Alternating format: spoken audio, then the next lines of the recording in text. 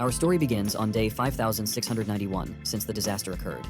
In the unraked dungeon Black Tomb, our protagonist, Kim Jun Wu, who was the leader, slowly regains consciousness, hearing his comrade repeatedly trying to wake him up. His comrade shouts at him to snap out of it and open his eyes, while losing blood rapidly. Yet Jun Wu manages to open his eyes and ask what happened to the subjugation. One of his comrades cries and reports to him that the Gigantiana subjugation was a success. He laughs weakly upon hearing that they did it, knowing that Gigantiana is a monster on an entirely different level from the ones they had defeated so far. It took 3 years to capture that beast, and hundreds of members were sacrificed. But in the end, they succeeded. His comrades, with tears in their eyes, shouted him not to lose consciousness and to hold on because the medical team is almost there. This makes him wonder if they think he is a fool, knowing that half of his body is lying over there. He then tells the vice leader of their team to take care of the rest of the group, and to tell them that finally, to those who went ahead, he can say he was sorry. Slowly he loses consciousness, and the voice of his comrade worriedly calling his name fades away.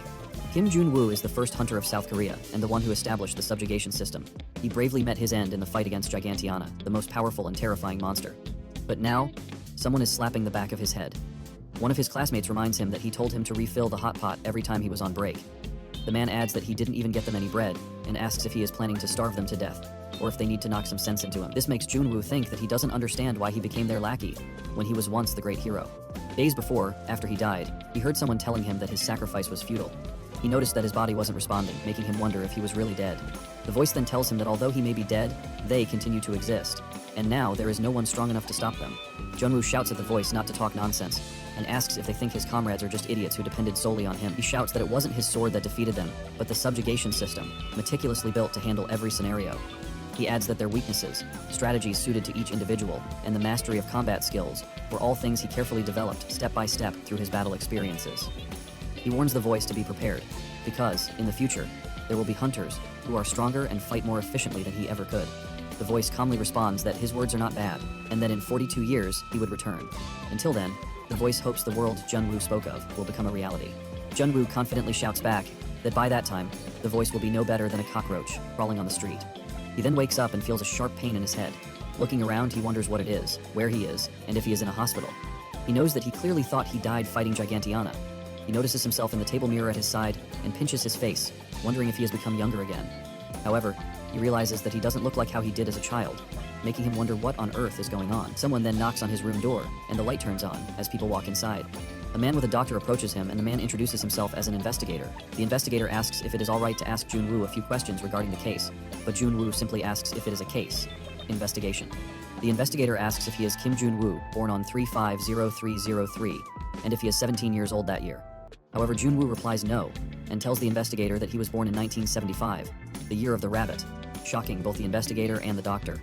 The investigator then asks if Jun Wu recalls the events leading up to the accident, and he replies that he suffered significant injuries while taking down Gigantiana in the Black Tomb dungeon. This shocks and confuses both the investigator and the doctor. The investigator whisperingly asks the doctor if Jun Wu is truly in a stable condition, and tells the doctor that his statements don't make sense from a medical perspective.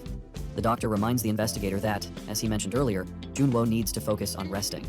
Yet, the investigator asks if Jun Wu really believes he is that hunter, Kim Jun Wu. Hours later, the doctor replies that it is not uncommon for short-term memory loss to follow a major accident, and that in extreme cases, delusions may blur the line between reality and imagination. He heard them and asked what exactly the situation was, making the investigator realize that he didn't remember anything. The investigator then told him that he had been ambushed by Bang Sony yesterday, but the problem was that it happened at dawn, so there were no witnesses, and it wasn't caught on CCTV. The investigator asked him if he remembered anything about the incident, but he remained speechless, making the investigator sigh. The investigator then gave him his card, saying they should call it a day for now, and asking him to contact him if he remembered anything later, to which he agreed. The doctor then told him that he would leave now and that Jun Wu should rest, but Jun Wu stopped him and asked if he could tell him what year it was. The doctor looked at him for a moment and replied that it was March 1, 2051, which shocked him. He immediately stood up in disbelief and swung his curtain aside to look outside. He was then shocked to see what was outside, remembering that Seoul had been a ghost town, left in ruins from battles with monsters and overrun with homeless wanderers and refugees suffering from diseases and starvation. He couldn't believe it had changed so much. Seeing a clean and organized city in front of him, he noticed tall buildings and healthy families in the park, making him laugh softly with tears in his eyes as he thought that, with all that, he couldn't help but believe it. He watched the peaceful place and the happy people playing, smiling as he wondered if everyone was still alive, remembering his old friends, In Bao, Sokdu, Wu Shik, and Yun Hee. He guessed they must all be together by now, since it had been 42 years. and realized that it had been exactly 42 years since then. The hospital building then shook, and an announcement warned everyone that an incident was occurring and that a major crisis at Guion University Hospital had emerged. He looked outside and saw a dungeon gate opening, with people running away in fear. He immediately ran outside, wondering if he was lucky because he would get to see the upgraded subjugation system after 42 years. He was excited to see how much it had improved. When he got outside, he was surprised to see a swarm of people and asked what was going on. He then heard the soldier captain reporting that an advanced hunter would be participating in the subjugation, and that for everyone's safety, they should stay outside the safety line and maintain a safe distance. The captain added that in 10 minutes, they would lure the monster out of the dungeon, which shocked Jun Wu even more. He couldn't believe they were going to take the monster outside the dungeon. 42 years ago, he had asked his comrades if they knew that once the monster started coming out of the dungeon, they would lose a lot from that point on. He told them that it was common for a city to be destroyed by a single monster and, in severe cases, for an entire country to be wiped out. However, he stressed that subjugations must be carried out inside the dungeon, because it was the most fundamental and absolutely essential rule. He had shouted at them to remember this, and they had all replied yes. Back in the present, he forcefully squeezed himself into the crowd, calling them crazy bastards. But then he saw people inside the zone setting up cameras, and a reporter asking if they had the mic. He shouted at them, asking what they were doing and if they were insane for making monsters come out of the dungeon. He furiously told them that monster hunts weren't child's play, and gathering people for such nonsense could harm them. Yet he was interrupted when the people around him started screaming and happily cheering for Gounche. A car then stopped inside the zone, and a lady stepped out of it. The crowd loudly called her to get her attention while repeatedly taking pictures. He wondered if she was a modern hunter, and noticed that she was younger than he had expected, making him curious about her skills. She approached the gate and connected with her system, which accessed the Unified Subjugation Support System of the Abilities Dimension Management Association. It showed that she was a B-rank hunter. The soldier captain then informed everyone that the monster was coming out of the dungeon. The dungeon gate began to release a strong power, and a monster with huge feet and teeth emerged. The monster faced Unke, who used her magic frost category power, crystallizing her sword. The monster growled loudly and immediately tried to bite her, but she easily dodged and slashed it with her magical sword, hitting it with ice. Everyone was amazed, thinking she was cool because her movements looked like dancing. A kid who witnessed it told his father that when he grew up, he wanted to be a hunter who protects people, to which his father agreed, making Jun Wu smile. The Yunkai then jumped, aimed her sword at the monster below her, and released a sharp crystals directly at it. Her attack hit the monster perfectly. The monster tried to stand up but couldn't and collapsed. Everyone cheered loudly for her, while Jun Wu stood stunned and awkwardly laughed. But then his expression changed as he said, "That's not it," and furiously asked if this was what they now called a purge. He realized that everything is a mess. There is a rookie hunter dressed like a celebrity who only relies on skills to fight. The backup team is slacking off, not even supporting from the rear. The most unbearable thing for him is conducting the subjugation, a real-life situation full of all kinds of variables, on a street crowded with civilians. He snaps and kicks one of the cameras. A soldier shouts at him, telling him that it's enough, and asking what he's doing. But he furiously asks them back what the hell they think they're doing, pulling a monster out of the dungeon. He demands to know if they're insane, and if they don't realize that a monster leaving a dungeon could go berserk if it fails to adapt to that dimension. He continues, shouting at them about what would happen if the monster activated a skill amidst the crowd and it went astray, or if the monster had unexpected traits beyond the provided information. He then yells that the rear position is completely exposed, and asks them once again if this is what they call a subjugation, when at this rate, it's just a street performance. Suddenly, Yunchi speaks up and asks him if he's from the academy, making him notice that she's the one from earlier. She tells him that all of this was content they learned in class, the rules of subjugation, the process, and the positioning. She adds that his enthusiasm is great, but warns him not to think everything is covered in class, because the field is different from what a student imagines. But he asks her sharply if she just called it the field, and stares at her furiously, asking how dare she bring up the field in front of him. She is stunned, frozen in fear, as she sees his eyes and the aura he exudes. Her bodyguards step in to stop him from approaching her, telling him that he can't act like that here. He then asks her if her name is Go Unche, and tells her that, with her level of skill, she should be ashamed to call herself a hunter. She teasingly replies that it seems like school life must have been tough for him, leaving him confused. A moment later, he is back near the hospital, sitting in the park, and remembering the monster's voice. He frustratingly thinks that it's all over. He notices that the hunter's skills are worse than even the weakest hunters from 30 years ago. With the subjugation system shattered, he realizes that if Gigantiana is revived, it will spell the end for them all. He knows he needs to prepare starting now, but wonders who would believe him. He suddenly remembers his squad members, knowing they would believe him if he could somehow manage to reach them, yet he doesn't know how he's supposed to find them, and knows he can't just stop every passerby and ask. Then he remembers Yukai asking him if he was from the academy. Without hesitation, he begins to run, convinced that someone must have established a hunter academy in the past 30 years. He realizes there is only one person who could have done it: Bei Wushik. 42 years ago, he had asked Wushik if he had mentioned an academy. Wushik had replied yes, and told him that it would be great if the war could end with their generation, but it didn't seem likely. Wushik had said that once he retired from active duty, he wanted to build an academy and properly nurture the next generation. Wushik then asked him what they should name the school and told him to decide. Jun Wu thought for a moment and suggested they keep it simple. Something like Curry Hunter Academy, or something similar. But Wushik didn't agree, saying it was way too simple. Back in the present, he arrived at the Hunter Academy, awkwardly laughing and asking himself if it was for real. He noticed that the school was ridiculously huge. Someone called out to him, asking what he was doing there. The old security guard approached him, saying that he didn't think he had seen him before, and asking if he was a student at the academy. He replied no, and explained that he just had some business there. The guard told him that if he had come there just to see Hunter Go Yunchi, he should head back, because she wasn't someone he could just hang around waiting for at the school gate. He immediately explained that it wasn't like that, all the while wondering if that brat kid was also attending the academy. He then asked the guard if he knew someone named Bei Wushik. The guard thought for a moment and asked if he meant the chairman, to which he replied yes. He then asked if it would be okay for him to meet the chairman. The guard asked why someone who wasn't a student would want to see the chairman, but then seemed to remember something. The guard asked if he was the special admission student. He hesitated for a moment, but replied that he was a special admission student, even though he wasn't sure what was going on, deciding to just go with it for now. The guard then told him he should have said so from the beginning and to come along, as he would guide him there. As they walked, he wondered if the guard had just looked at him with pity, or if he was imagining things. He remained quiet and followed the guard. They entered the office building, and he was shocked when he saw a huge portrait of his old self on the wall. He shouted, asking what it was. But the guard sternly reminded him that shouting inside the school was not allowed. He quickly apologized and slapped his face in embarrassment, thinking that a giant portrait of him was way over the top.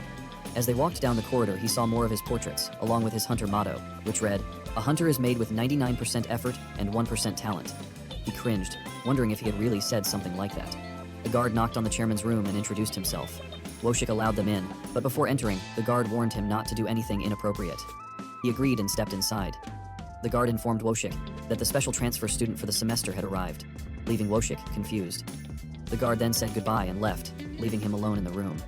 Woshik approached him, saying it was strange because he hadn't heard about a special admission student that semester. He firmly asked who he was, and warned him that if he couldn't provide a reasonable explanation, it was over for him.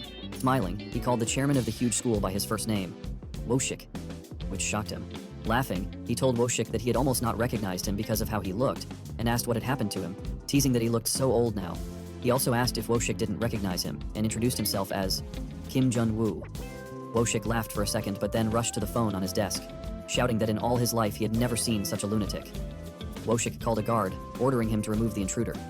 He also scolded the guard, asking how they could let someone in without proper verification. Woshik obeyed. Jun Wu interrupted, asking Wishkov, "What about Sun Young?" Wishkov stopped talking mid-sentence, shocked, and asked how he knew that name. Jun Wu reminded him that Sun Young was from Team 3, and Wishkov had constantly pursued her, only to get rejected and cry his eyes out in front of him. Wushik rushed toward him as Jun Wu casually added that it looked like it hadn't worked out in the end. Grabbing him by the collar, Wushik furiously demanded to know who he was and what he was up to. Calmly, Jun Wu told Wushik that in all his life, even now as Wushik grabbed him, he had never seen him this bold. Wushik was taken aback by the firmness in Jun Wu's eyes and instinctively let go, stepping back in fear, until the sledgehammer remained ready, its bolt still attached. Jun Wu dusted off his clothes and said how many times he had told him that whether in front of monsters or in front of people, if he's going to take control, he should do it properly. Wushik's eyes widened as he saw the image of his old leader in front of him. Stammering, he called out, "Leader?" 42 years ago, in the Subjugation Management Headquarters base camp, Wushik shouted at everyone, asking what they were doing, and if they couldn't hear him. Wushik then demanded they hurry up and bring antibiotics and food, while pointing a sharp knife at a frightened woman's neck. Jun Wu arrived and asked his team what was going on.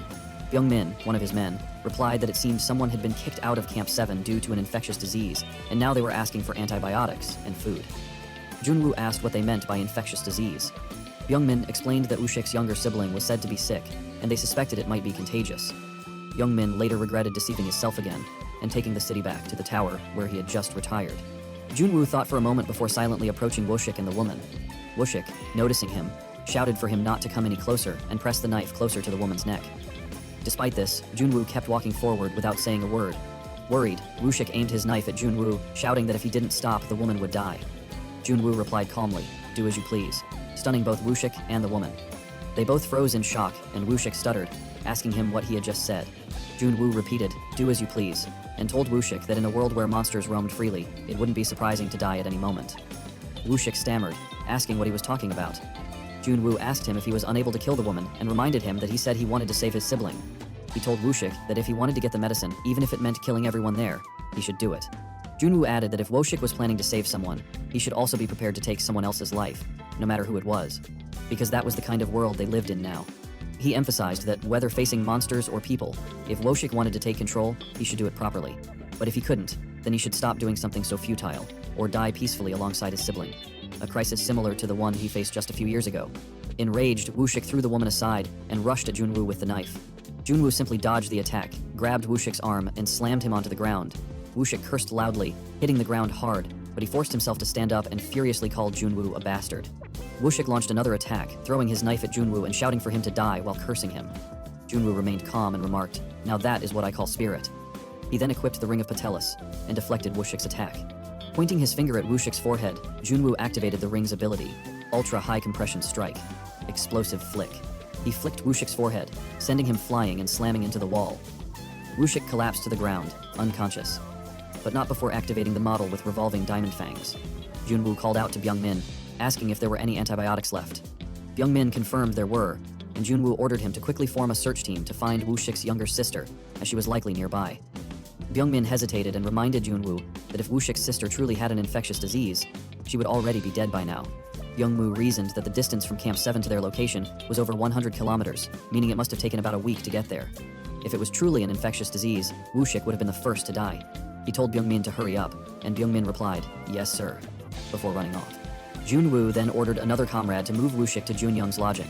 He instructed them to feed Woshik and have him join the training starting the next day. When his comrade asked if that meant Woshik was part of their team, Jun Wu simply replied, "Yes," and confirmed that from now on, they were in the same team, as he walked away.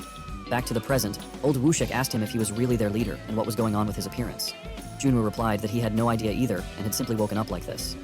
Woshik stared at him in disbelief, stuttering that anyone would feel the same because a dead person had come back looking like a kid. Jun Wu smirked and asked if he should bring up the story of Woshik wetting himself on his first hunt to make him believe. Woshik screamed in embarrassment and punched Jun Wu in the face out of shock. Meanwhile, the guard was rushing back, panicking as he thought about how Woshik had furiously asked him how he could let someone in without proper verification. The guard knew the special admission student program was meant for students in difficult circumstances to gain entry to the academy. Since it was a student who had come looking for the chairman in May, he had naturally assumed they were part of the program, a painful reminder that he would never have participated in this awful secret ceremony. The guard eventually arrived at the chairman's office, thinking that there was no point in regretting it now. For now, all he could do was sincerely beg for forgiveness. However, when he opened the door, he heard someone shouting, "Focus!" He was shocked to see the chairman doing push-ups in front of Jun Wu. The guard froze, stunned by the scene, and slowly closed the door in a daze. A moment later, he was putting an ice on his face, while Woshik, drenched in sweat, looking away in fear. Jun Wu told Woshik that it still felt sore, and Woshik apologized, explaining that it was such an embarrassing memory that he couldn't help himself. Woshik then prepared hot coffee for him, as Jun Wu remarked that the world had really changed a lot. Kneeling across from him, Woshik agreed, saying that it must have been a shock for him, as if everything had changed in an instant. Jun Wu nodded and said that, among all the changes, subjugation stood out in particular, because earlier, he saw them draw a monster into the middle of the city to subjugate it. Woshik realized he was talking about the incident near the intersection at Gaon University Hospital. He told Jun Wu he thought he knew what he was thinking. Woshik explained that after Jun Wu had taken down Gigantia, the world had truly become more peaceful. Dangerous monsters were now much rarer than before, and outdoor public subjugations were considered acceptable.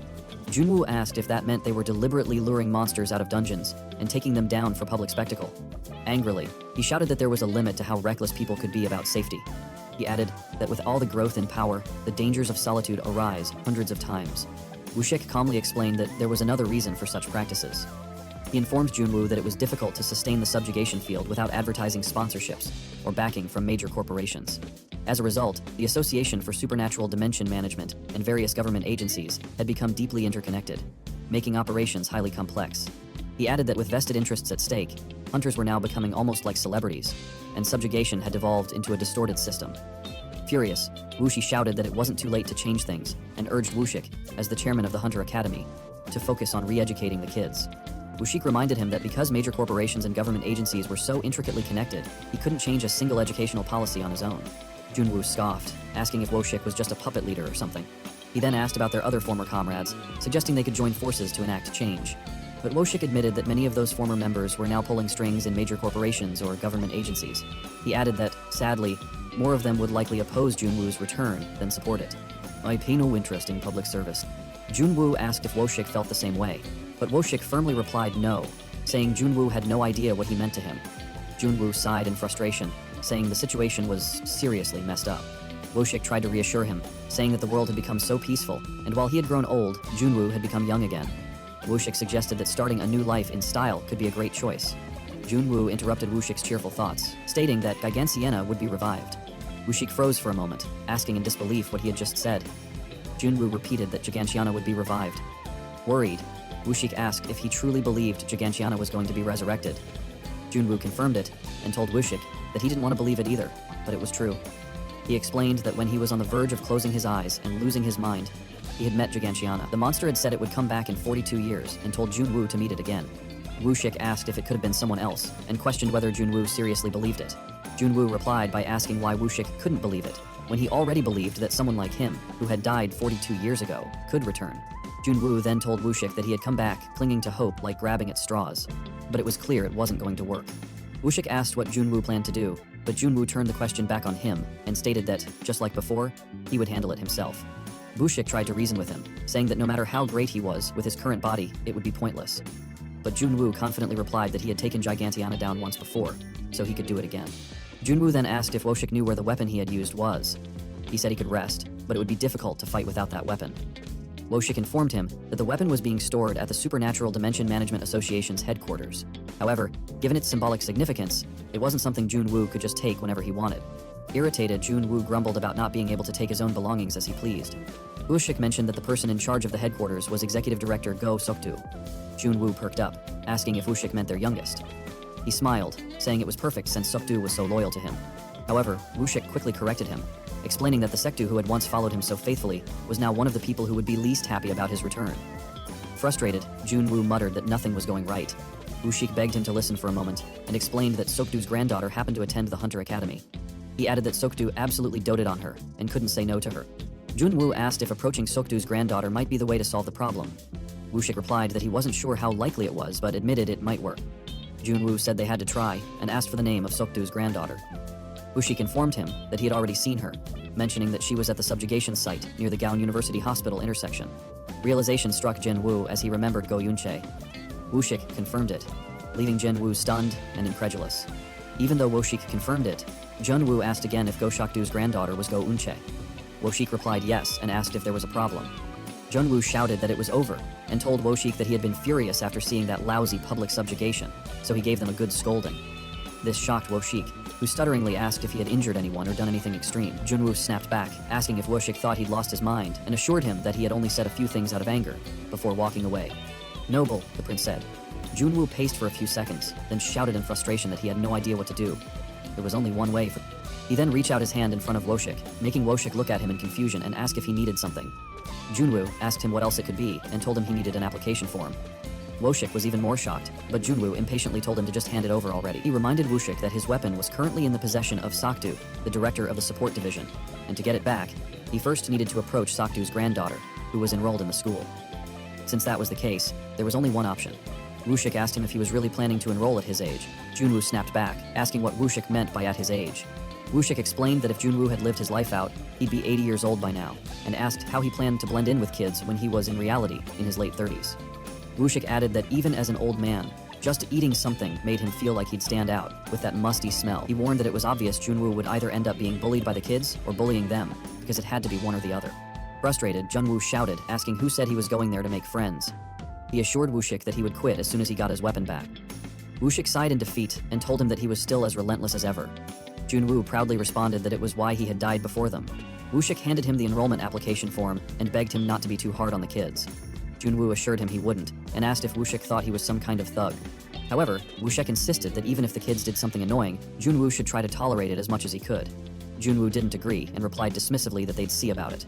Woshik shouted that he was serious, because kids these days were really fragile, and if Jun Wu handled them the way he used to, they wouldn't survive. Jun Wu shouted back that he understood, and told Woshik to stop nagging him. The next day, at Hunter Academy, Jun Wu arrived at the first-year Class C classroom. Standing outside the doorway, he thought about how he had already made up his mind, but now that he was about to go in, he felt nervous. Still, he reminded himself that Woshik had asked him to do this, and he needed to keep a low profile until he figured out how to approach Yunchi. Suddenly, a voice behind him asked what he was doing. He turned to see a young woman who asked why he was standing in the doorway, and told him to move aside if he wasn't going in. He replied that he was just about to go in, but then the woman leaned closer to him, making him confused. She asked if he was, by any chance, the dog from yesterday, leaving him even more confused. The woman walked past him, saying that she'd heard a special transfer student was arriving today, but she didn't expect that dog from yesterday to show up. She added that it wasn't any of her business as she entered the classroom. Jun Wu shouted after her, asking who this dog from yesterday she was talking about was. Feeling a bit dizzy, he muttered in frustration about how the woman said whatever she wanted, and just walked away. Jun Wu walked into the classroom, thinking to himself that kids these days seem to have no respect. He opened his eyes wide when he felt his classmates staring at him. They were whispering and stealing glances his way, making him wonder what was going on.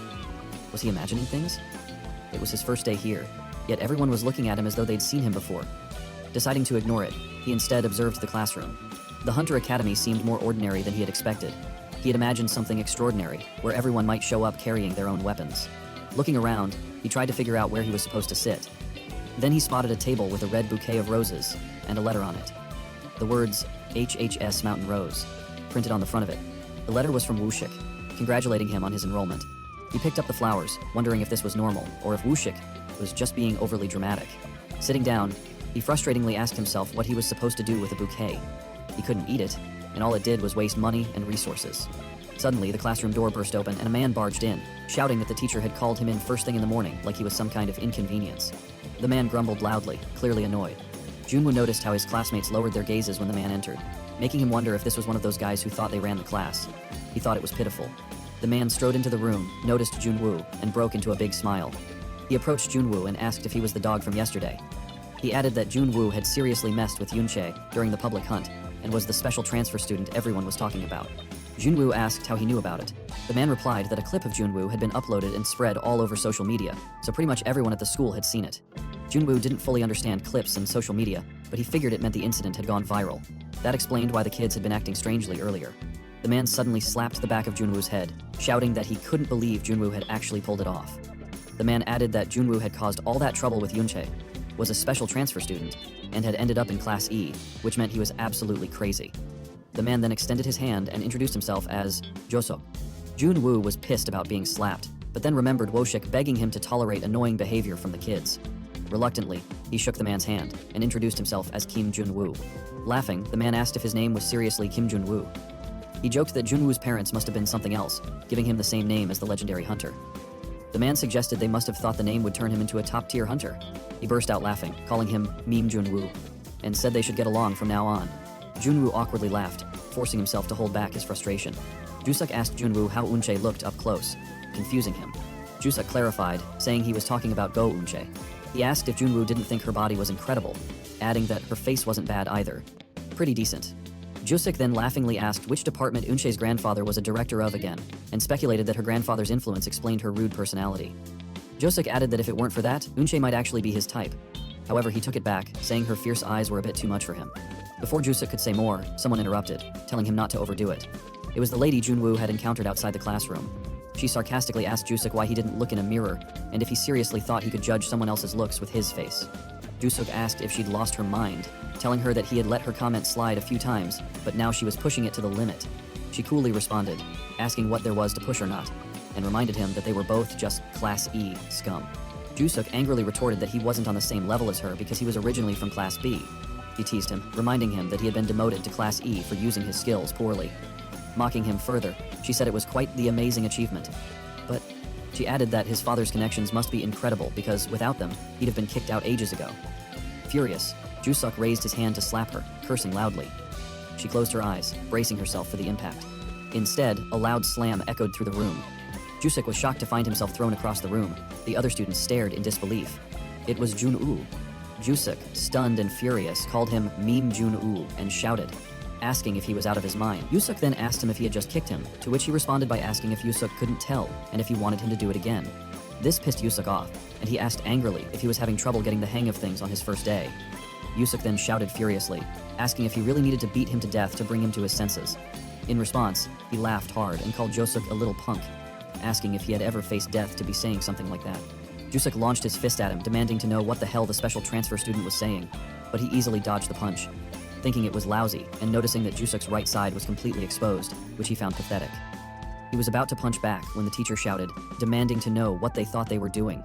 Jusuk was livid, cursing his luck that of all times the homeroom teacher had to show up now. He walked past him, warning that he would see him later and make his school life insanely fun in the worst way possible, so he should look forward to it.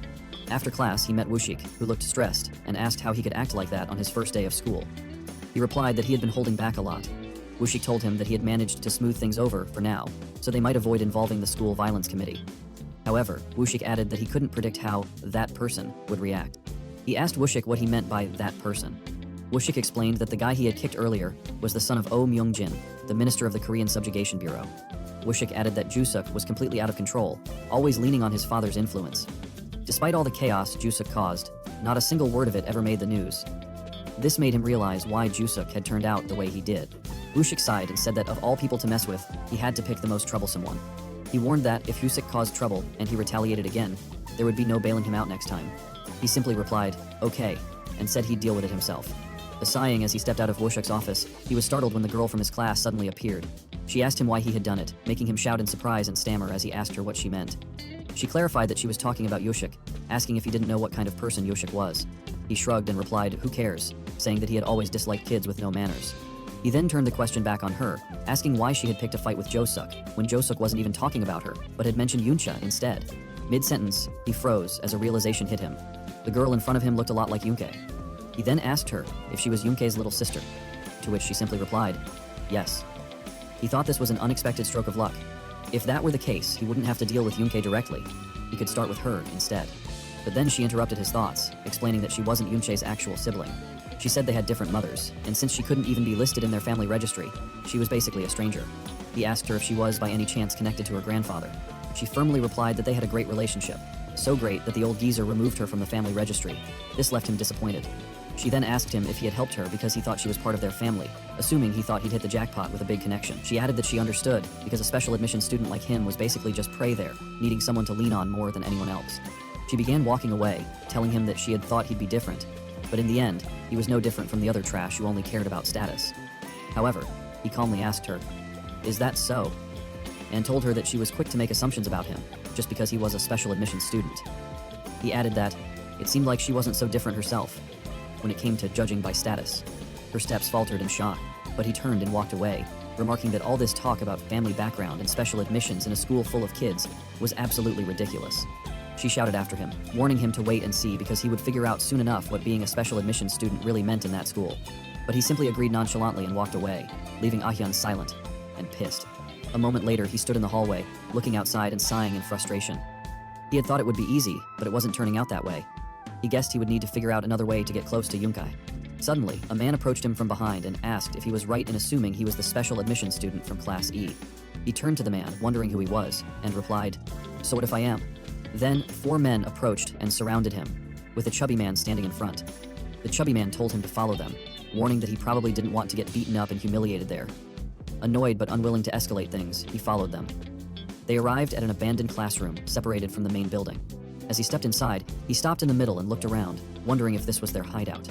The overwhelming smell of cigarettes made him think that kids were no different now than they had been back then.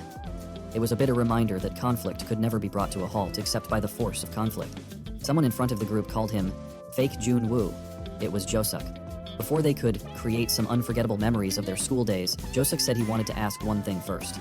He asked what kind of nerve a special admissions student like him had to pick a fight with him, calling it so absurd he wondered if he was still dreaming. He calmly replied that everywhere he went, people talked about special admission students, so he was honestly more curious as to why it was such a big deal. Jusuk, enraged, asked if he really didn't know why it was so important. He furiously explained that he got in through support for the disadvantaged and was acting like he was on equal footing with him, so of course it was a big deal. Jusuk added that if he wasn't under disciplinary restrictions, he'd crush him himself. He told him to consider himself lucky, because Jusuk's guys knew how to wrap things up without going too far. Jusuk then ordered his minions to start. One of the men behind him tried to kick him, but he easily dodged it.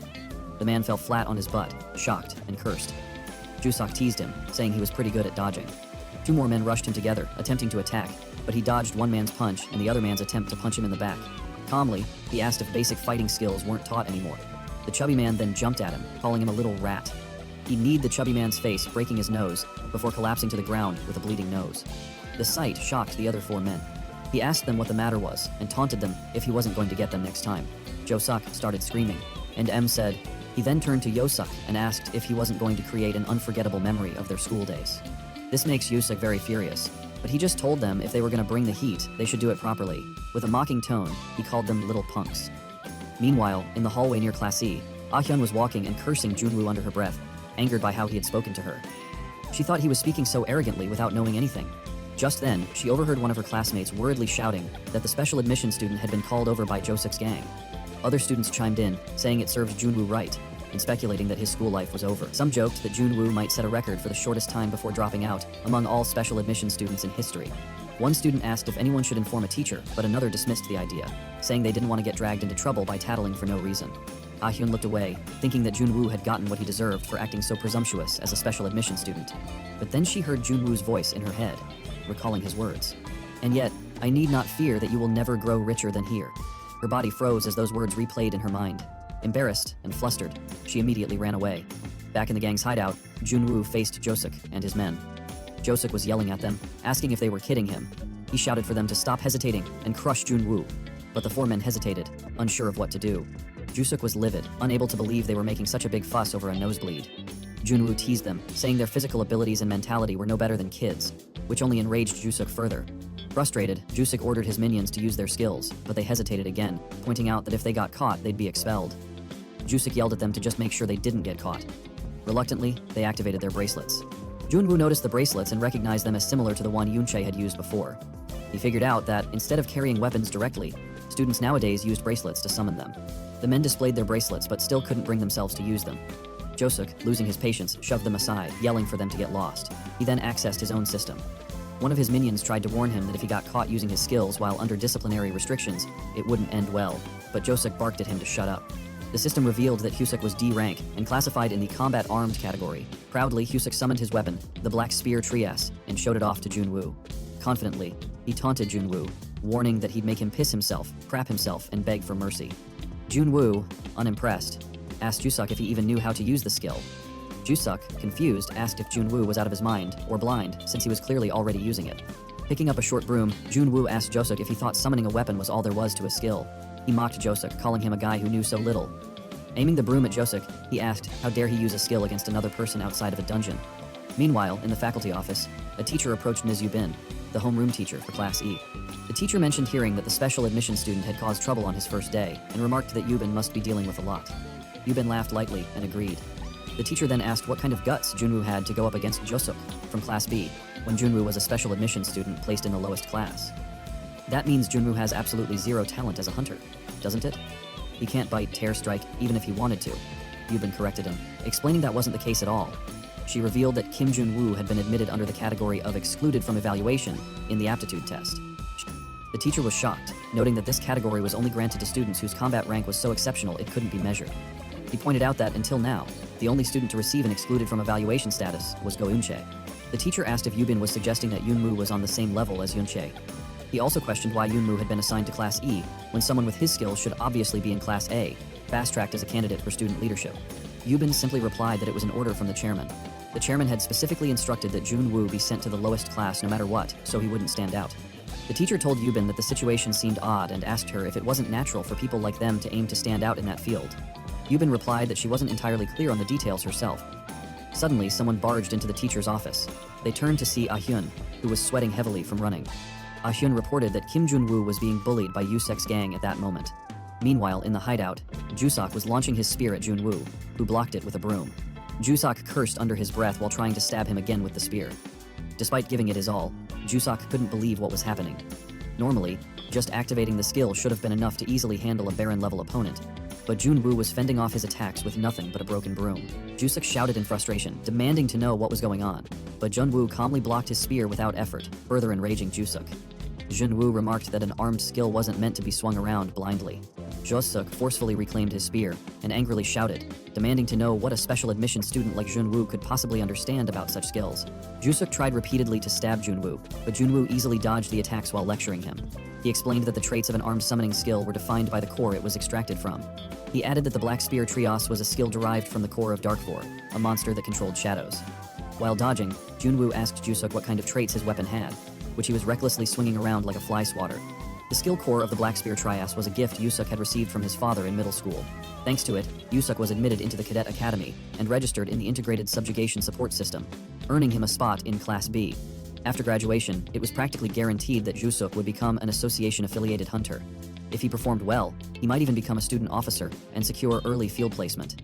However, at that moment, Yusuk was struggling to land even a scratch on Jun Wu. Jun Wu then strikes Yusuk's hand, causing him to let go of the spear. A warning from the system alerted Yusuk that the weapon had been detached and advised him to retrieve it immediately.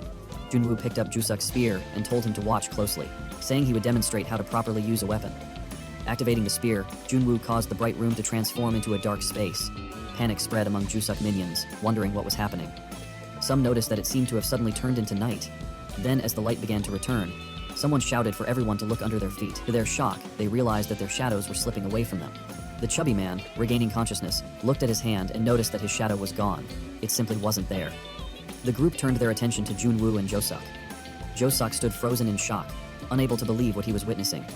He stared at Jun Wu, who was now surrounded by shadows, and wondered if Jun Wu had truly been using the same tree as he thought he knew. He then walked closer to Josuk, who was crawling backward to get away from him. Josuk wet his pants in fear and begged him to spare him. Despite this, Jun Wu still aimed the spear at Josuk, lifted it up, and strikes down for the final blow, making Josuk scream and cry like a baby, even having a snot in his nose. The system then announced that 1 minute had passed, causing the weapon to be disarmed and forcibly sealed. Jun Wu saw Yusuk passed out from fear and decided it was enough. He softly kicked Yusuk to wake him up. Yusuk woke up and immediately covered himself defensively. Jun Wu told Jusuk that he hadn't done anything to him, so he should pull himself together and get up. Jusuk obeyed, trembling, and got to his feet. Jun Wu called Jusuk a kid and ordered him to answer his questions, to which Jusuk, stutteringly, agreed. Jun Wu then lectured Yusuk, explaining that skills and weapons exist to take down monsters and that using them on people, especially outside a dungeon, was dangerous. He asked Yusuk if he was right, but Yusuk didn't respond.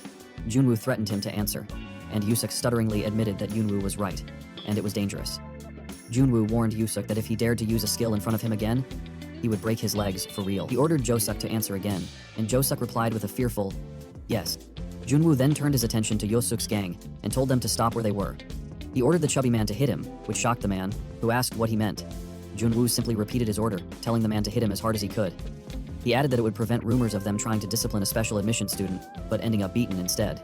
The man expressed his gratitude, but asked why Jun Wu would do that. Jun Wu replied that he didn't want any rumors spreading about him either, as it would be a hassle in many ways. He urged them to finish it quickly. The chubby man hesitated and asked if Jun Wu really wanted him to hit him. Jun Wu ordered him to hit him with all his strength, warning that if he held back, he would take the punishment instead. Reluctantly, the chubby man launched his fist with all his might, punching Jun Wu in the face at the exact moment the teachers arrived. Yubin panicked when she saw blood on the floor and shouted at the gang, saying they had gone too far since Jun Wu had just transferred that day. The chubby man quickly explained that the blood was his, but the teachers didn't believe him and ordered everyone to follow them to the teacher's office. Yubin instructed Ah-hyun to take Jun Wu to the infirmary, and Ah-hyun agreed. Jun Wu stumbled out of the room, cursing in pain and realizing his body was weaker than he thought. He asked Ah-hyun what she was doing and told her to stop the bleeding quickly by taking him to the infirmary, but she remained quiet. Jun Wu told her to forget the earlier commotion and that he would handle it himself. However, Ah-hyun asked him who he really was. Jun Wu simply replied that he was a lowly special admission student who got what he deserved for acting out of line. Ah-hyun countered, telling him to stop pretending, because she had seen everything. A moment ago, Yubin had told Ah-hyun they would take another route while she checked behind the gym. Ah-hyun agreed and overheard noises from inside the gym. She peeked inside and witnessed everything, which shocked her. She now asked Jun Wu why someone with his talent had ended up in Class E. She remarked that someone like him could easily be in Class A.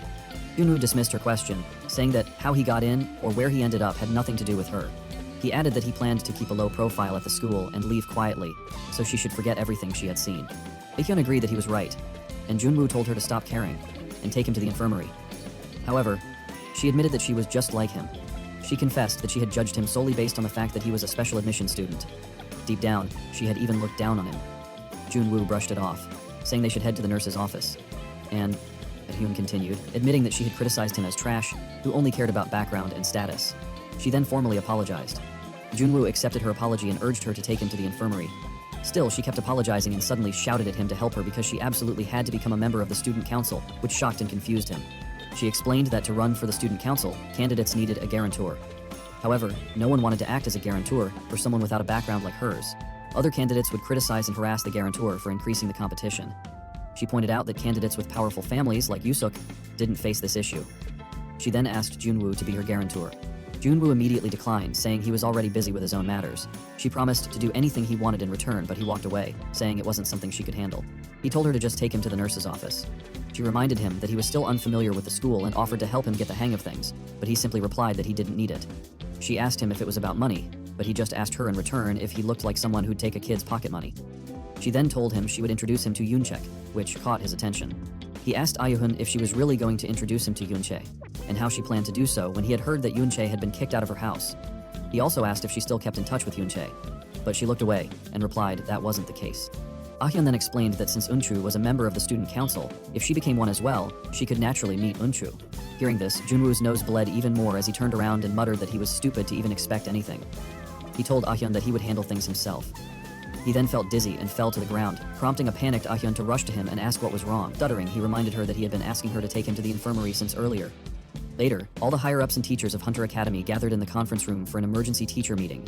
Yang Ji-jeon, the homeroom teacher of Class 1D, informed everyone that this was already the second time Jusuk had used a skill during disciplinary action. Lee Jong-hoon, the Class 1C homeroom teacher, reminded them that last time the incident had ended with just a light punishment, even though everyone knew that using skills on campus was grounds for expulsion. The supernatural biology class teacher agreed, saying that this time they couldn't turn a blind eye like before. The combat class teacher, Yang Gwanmo, assured everyone that both he and Yubin had witnessed the incident firsthand, and that it wasn't something they could overlook. The principal of Hunter Academy turned to Wushik, the chairman, and asked for his opinion. Wushik called on Han Yubin to confirm the details. He asked if it was true that Jusuk and his friends had assaulted Jun Woo. Yubin replied yes, explaining that she had witnessed it firsthand. Wushik asked again if she was saying that Jun Woo had really been beaten up. When she confirmed, Wushik appeared relieved and thanked Yubin. Composing himself, Wushik addressed the room, stating that as everyone was aware, using unauthorized skills on school grounds was a very serious issue that required strict discipline.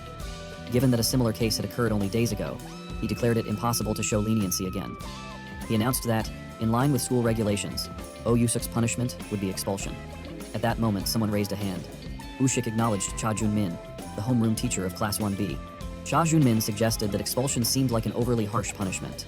Wushik asked him why he thought so, but Jun-min countered by asking if it wasn't simply a mistake made by an overly spirited adolescent boy. He added that such things were common occurrences in their own school days. Yubin interjected, shouting that it went beyond a simple mistake and could have led to a serious accident. However, Junmin calmly addressed her, arguing that Yo-chuk was a talented student and undoubtedly someone who would become a pride of the academy in the future. As teachers, he said, it wouldn't be right to cut down such potential over a single mistake. Yubin remained quiet as Junmin clarified that he wasn't saying Yusuk was without fault. Using skills on school premises was undeniably a violation of school policies. However, he suggested that, regarding Yusuk, a 1-week suspension would be a more appropriate punishment.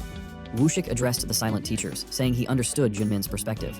He announced that they would finalize Yusuk's punishment later and inform everyone accordingly. With that, Wushik stood up and concluded the meeting for the day. The teachers filed out of the conference room, leaving Junmin alone. Taking out his phone, Junmin called someone, Myung-jin, the Minister of Korean Subjugation and Jusok's father. Junmin reported that the discussion had been wrapped up and that it seemed Jusok's punishment would end with a suspension. Laughing, Junmin asked Myung-jin if Jusok wasn't undoubtedly the most promising candidate for the student council. He swore to Myung-jin that he would handle the matter of the special admission student, Kim Jun Wu. Junmin added that with the end-of-month evaluation approaching soon, he would deal with Jun Wu appropriately. The next day, Jun Wu was in his classroom, thinking about how it had been 3 days since he started school, yet he still hadn't caught even a glimpse of Unchech. He reflected on how the E-class he had been assigned to was filled with losers who lacked the talent to become hunters. The lessons didn't even cover anything about hunting, and instead focused on regular subjects, making him wonder if it wouldn't make more sense to just get rid of E-class altogether, in a school that called itself a Hunter Academy. He was deep in thought about how there was no benefit to standing out right now, when someone slapped him on the back of the head. It was Yusuk's gang, reminding him that he had told them to turn on the hotspot during every break. They asked if he was planning to starve them to death, since he hadn't even brought any bread. One of them threatened to knock some sense into him. Junwoo awkwardly laughed, knowing that, on the surface, he had become their errand boy. The chubby man shouted that Junwoo was hopeless and ordered him to follow them. They walked away, and he followed reluctantly. Once they were out of sight from others, Junwoo called out to them, startling the gang. He told them that the slap earlier had hurt a bit. Immediately, the group bent down, apologizing profusely. He asked them if they were letting their emotions get the better of them, and they all fearfully assured him that they weren't. They also reminded him that he had told them to make it look as realistic as possible. Junwoo asked if they had looked into what he'd asked. The chubby man, hesitantly, replied that it was nearly impossible for a first year to get close to a student council member. Annoyed, Junwoo angrily asked if they had found out anything at all. stammering. They replied that it wasn't entirely hopeless. They told him that Yunchi rarely came to school. He pressed them for more information. The chubby man added that Yunchan didn't seem to have many friends at the academy and was only close to a fellow student council member, Kim Jun Wu.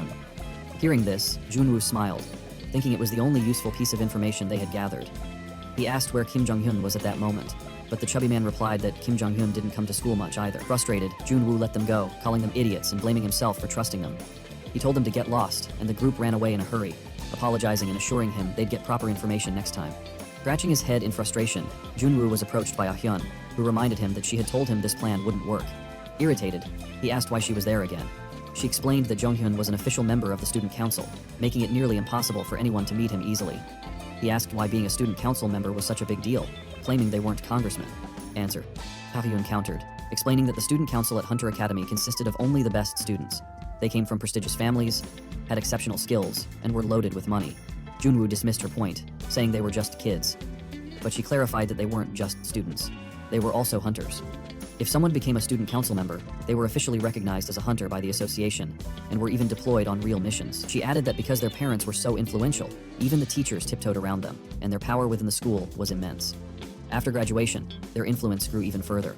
Ah-hyun continued, explaining that the student council was on a completely different level from regular students. With the way things worked, most students wouldn't even get the chance to see them after graduation. Junwoo asked if there was another way to track them down, but Ah-hyun reminded him of her earlier suggestion. If he vouched for her and she became a student council member, she could help him. Junwoo reiterated that he wasn't interested.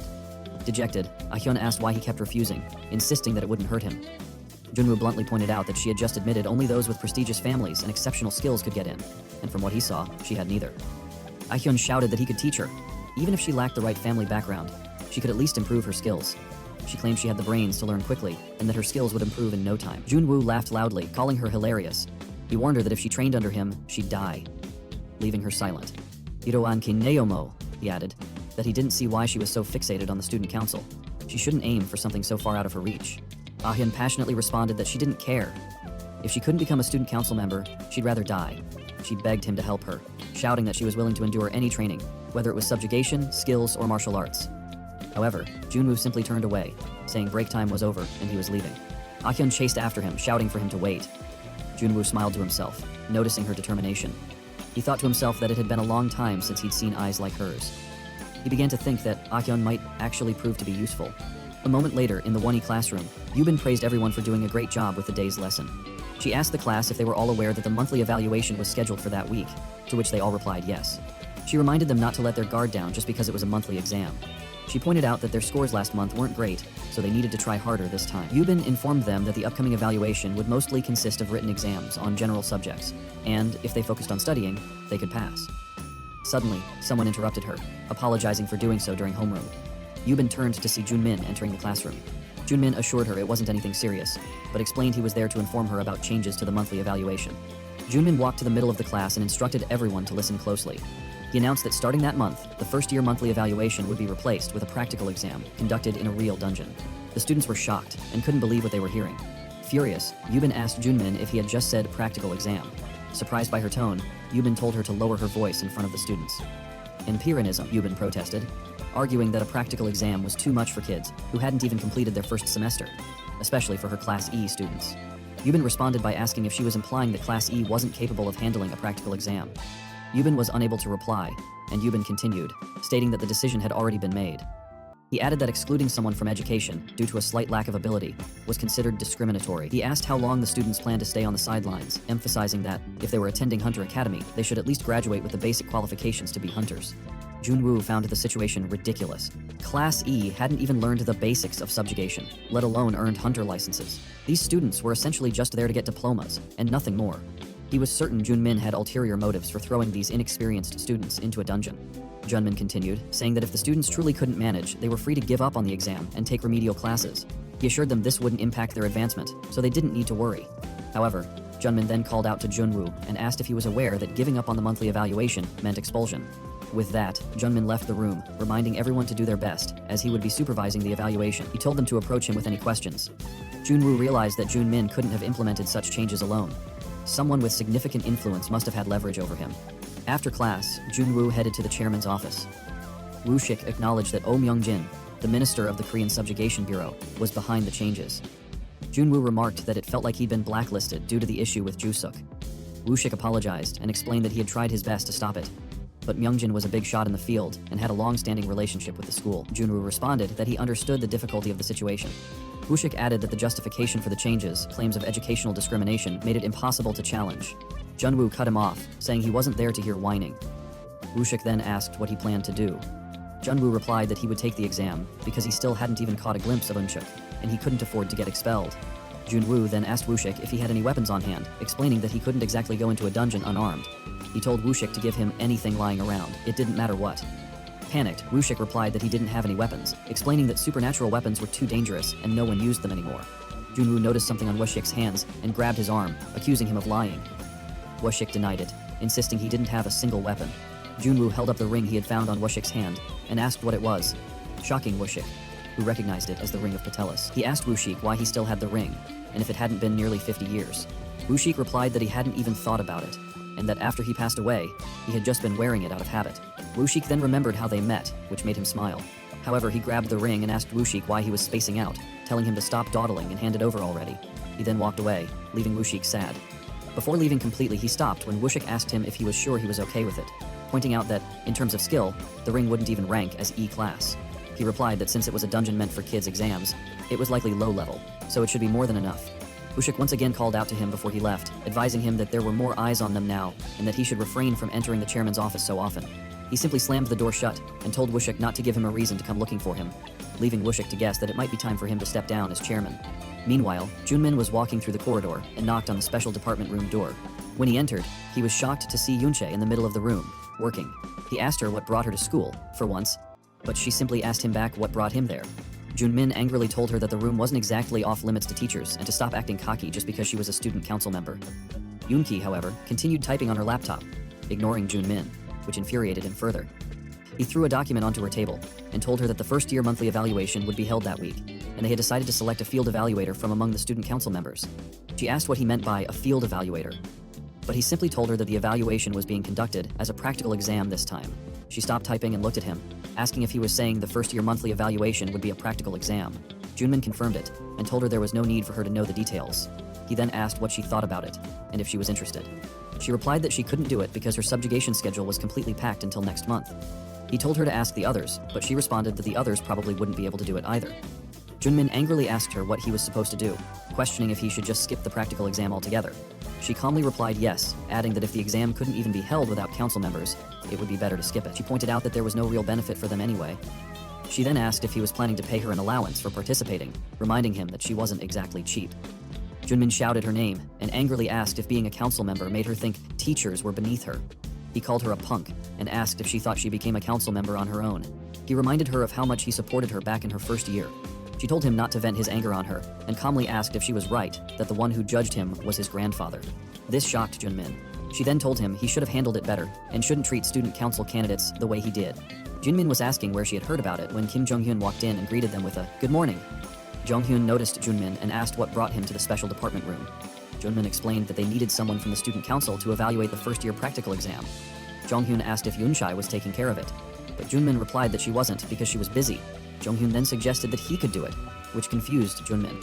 Jong-hyun asked why he couldn't take on the role since he was a council member too. Junmin knew Jong-hyun could be troublesome, but agreed. Before leaving, he told Jong-hyun that the paperwork was on the table and to fill it out and bring it to the teacher's office. Jong-hyun replied that he got it. Once Eunmin left the room, Eunchae asked Jong-hyun if he didn't have a subjugation schedule. He replied that he would just drop out of it, adding that he wasn't as famous as her, so it was fine. She asked why he wanted to step in and help, questioning if he couldn't stand Junmin either. Jong-hyun replied that it wasn't about that. It was more about keeping an eye on Junmin because he didn't want a repeat of that incident. She grunted. He added that he was curious about someone's test results, the guy who yelled at her during the public subjugation last time. He mentioned that he heard the guy had joined as a special admission first-year student this time. Yoonchae thought about it, suspecting Jun Woo might know a lot about subjugation, and wondering if he wasn't a current student. Jong-hyun admitted he had looked into it, and discovered that, on Jun Woo's first day, he completely humiliated Jusuk. Curious, Jong-hyun dug deeper, and found out that Jun Woo was exempt from evaluation, just like her. He then asked if she wasn't curious about what kind of person Jun Woo was. A week later, the first-year students gathered in the field. Jun Woo, standing among them, noticed that a few students were missing from classes C and D, but classes A and B had full attendance. The students from those classes looked eager, itching to show off their skills. In contrast, it was just him. Suddenly, someone asked if no one else from their class had shown up. Aihun responded, remarking that it was nice not having to wait for her turn. He asked her why she was there, but she retorted by asking why he thought she was there, and told him that she came to take the test. She added that he shouldn't worry because, even though he wouldn't be much help, she didn't plan on being a burden either. Frustrated, he shouted for her to cut the nonsense and asked if she thought the dungeon looked easy just because she had one low-level skill. He warned her to stop while he was still asking nicely, and questioned if she realized the test was designed to make E-class students give up from the start.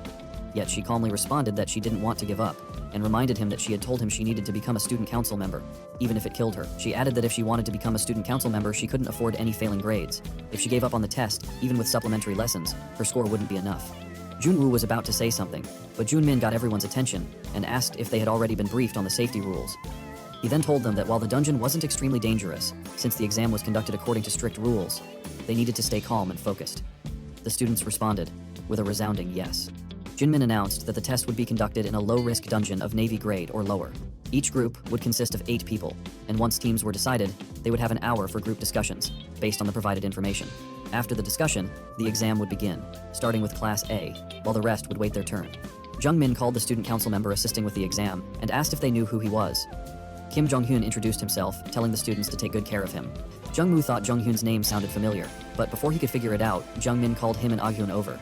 Jung Min explained that due to the lack of participants from Class D, they would be teamed up with the remaining students from Class D. The chubby man from Class D waved at Jun Woo and acted like a bully, calling him a punk, saying they should get along. Ah-hyun muttered that those men seemed to be getting worse at acting, and Jun Woo simply nodded in response. However, they overheard another Class D member complaining about being paired with Class E, asking why they had to be teamed up with them of all people. Another classmate remarked that they would just pretend they were missing 2 members. One of the chubby man's minions whispered an apology to him, saying he was going to speak up, but Jun Woo ordered him not to and to leave it be, saying it was easier for him if things stayed that way. Jun Woo asked the group what the intel on the dungeon was. One of the minions respectfully handed him a tablet with the details, making an awkward silence. Panicking, the minion shouted at him, asking why he was wasting time instead of getting the information, and ordered him to stop holding them back and just look at it. Hours later, it was finally their turn. Youngmin asked if they were ready, and Jonghyun advised them to figure out their route and combat methods as they went along. Youngmin explained that the test would end once they reached the boss room and successfully defeated it. He then smiled and asked if he was right that there was nothing special about the test, staring directly at Jungmoo, who remained silent in the back. Youngmoo said he was fully right, and Jungmoo quietly nodded. The team entered the dungeon, with Junmin shouting for them to begin the test. As they walked inside the dungeon, he was busy examining the details on the tablet. He noted that it was a dungeon with cave-type monsters, a truly classic setup. However, his focus was abruptly broken when he heard a swarm of growls. He looked up to see a horde of monsters rushing at them to attack. One of his minions shouted that monsters were up ahead and to prepare for combat. The team began activating their weapons, but he stayed quiet at the back, observing their skills to see how capable they really were. The blonde man activated his wind magic, Windbreaker. The brown-haired man used his combat sniper weapon, Slingshot. The chubby man activated his combat enhancement ability, Berserker. They launched attacks at the monsters, but the creatures easily dodged every strike, leaving them frustrated as they repeatedly unleashed reckless assaults without landing a single hit. As Junwoo expected, it was a complete mess. He noticed that they were using their skills haphazardly, throwing attacks all over the place without any real understanding of how to utilize them. It wasn't just the Class E students. Those from Class D were just as clueless, swinging their weapons wildly, as if blindly hacking in the dark. It was maddening for him to watch. Amid the chaos, the only person worth considering was Ah-hyun. She was using her fire magic, Azure Flame, and effectively taking down the monsters in her path, burning them to death. Junwoo observed her precise targeting and how she adjusted her strength, using only as much power as necessary. He wondered if she had learned through self-study, since Class E didn't even have monster hunting lessons. He smiled to himself, thinking that for a brat, Ah-hyun was surprisingly skilled. Still, she was at a beginner level. Meanwhile, the Class D members were catching their breath in exhaustion, questioning whether this dungeon was truly low level. They didn't notice a monster creeping up behind them. The creature leapt at one of the men, but Junwoo acted quickly. He picked up a small stone, activated his Ring of Patelis, and used an ultra-high compression strike. With his explosive flick, he killed the monster, using just the small stone. The man was shocked to see it. Junwoo angrily told them this was why they shouldn't exhaust themselves by randomly spamming skills. He warned them to be more cautious. However, instead of appreciating his intervention, they cursed at him, accusing him of trying to earn points the easy way. They shouted for him to stay out of it, further frustrating him. Junwoo seethed at their inability to read the situation. His minions stuttered as they asked him if he was sure they could handle it because it was harder than they expected. Their lack of situational awareness, even after almost being killed, only aggravated him further. They had recklessly burned through their skills like water, and although they were only at the dungeon entrance, their stamina was already nearly depleted. He realized it would be impossible to continue the hunt with such incompetence. The only useful person in the group was Ah Hyun, but relying on one individual to make a difference was unrealistic. He felt like giving up and going ahead with the hunt on his own. Yet, he hesitated. There were eyes on him, watching his every move. More than that, there was something bothering him, something he couldn't quite ignore. Dear Mondra laid him out to rest, but doubts invaded his mind. Healer, he approached Junmin and asked if the dungeon's condition seemed a bit strange, which surprised Junmin. He asked Jun Wu what he meant by it. Jun Wu explained that while the monsters were at an appropriate low level, there were quite a few of them, and they were still only at the dungeon entrance. Yet the kids were already worn out, and they were nowhere near the boss. This suggested there might be something unusual inside the dungeon, so it would be best to halt the hunt for the day and assess the situation. Junmin scoffed and asked Junwoo if he thought he was good for anything. He accused the transfer student of being arrogant. Junmin added that the decision to stop the hunt was up to him, the supervisor, and warned Junwoo not to overstep his bounds. Frustrated, Junwoo shouted at Junmin, insisting that if things continued as they were, they would end up with an accident. He warned Junmin not to regret his decision later and urged him to stop the hunt immediately. Junmin, irritated, raised his voice to get everyone's attention and told the students to raise their hands if they thought they were too exhausted to continue the exam. He assured them he wasn't planning to push anyone too hard. However, the students merely looked away and stayed silent. Turning back to Junwoo, Junmin asked if he saw the response and told him that if he was too tired to continue, he should just give up on his own and not drag the others into it. He then warned Junwoo that if he caused any more pointless interruptions, he would be disqualified immediately. Someone tapped Junwoo's shoulder. It was Jonghyun, who told him not to worry too much. Jonghyun assured him that if the situation turned dangerous, he would step in. He added that although he might not look like it, he was a student council member and asked Junwoo to trust him, just that once. Junwoo remained silent, staring at Jonghyun. A moment later, they arrived at the boss's room. The students were relieved they had finally made it, but no one wanted to open the door. Junwoo sighed and approached the door, thinking they were already scared before even facing the boss. He asked the group if there were any objections to him opening the door. Ahyun stepped forward to join him, suggesting they open it together. He told her it was a door he could handle on his own, but she insisted, saying they should do it together anyway. She asked if she was right in guessing he was probably laughing inside, thinking everyone else was scared except for her. Junwoo just sighed in response. Together, they opened the door to the boss's room. Junwoo was shocked to see the boss lying dead on the ground, covered in blood. The others stared in disbelief. Junmin demanded an explanation, asking Jonghyun if the dungeon was one they had already practiced in. Jonghyun checked the information and confirmed that it was definitely an active dungeon. Approaching the dead boss, Jonghyun examined its blood. His expression shifted as he realized what had happened. He yelled that this was dungeon interference, shouting for everyone to retreat. Confused, the students asked him what he meant. Jonghyun repeated urgently that it was dungeon interference and they needed to retreat immediately. Before he could stand, a massive shadow loomed over him. Junwoo peeked ahead and saw an enormous monster staring down at him. Dungeon interference, the act of a boss from one dungeon driving out a weaker boss and invading its space, was the rarest event that could occur in a low-level dungeon. Junwoo knew, with sinking certainty, that the worst possible situation had unfolded. He recognized that it was a green rank boss, a three-tailed feline. At first glance, he knew it was a disaster. A green rank boss in a purple rank dungeon was completely out of place. Everyone began to flee in fear, but the feline leapt and landed in front of them, blocking the exit. Panic spread through the group, but Jonghyun calmly shouted for everyone to step back behind him. Jonghyun activated his weapon, and the system revealed that he was a C-rank hunter. Shiny gold spikes emerged from his body and hands. His combat enhancement ability, Crazy Porcupine.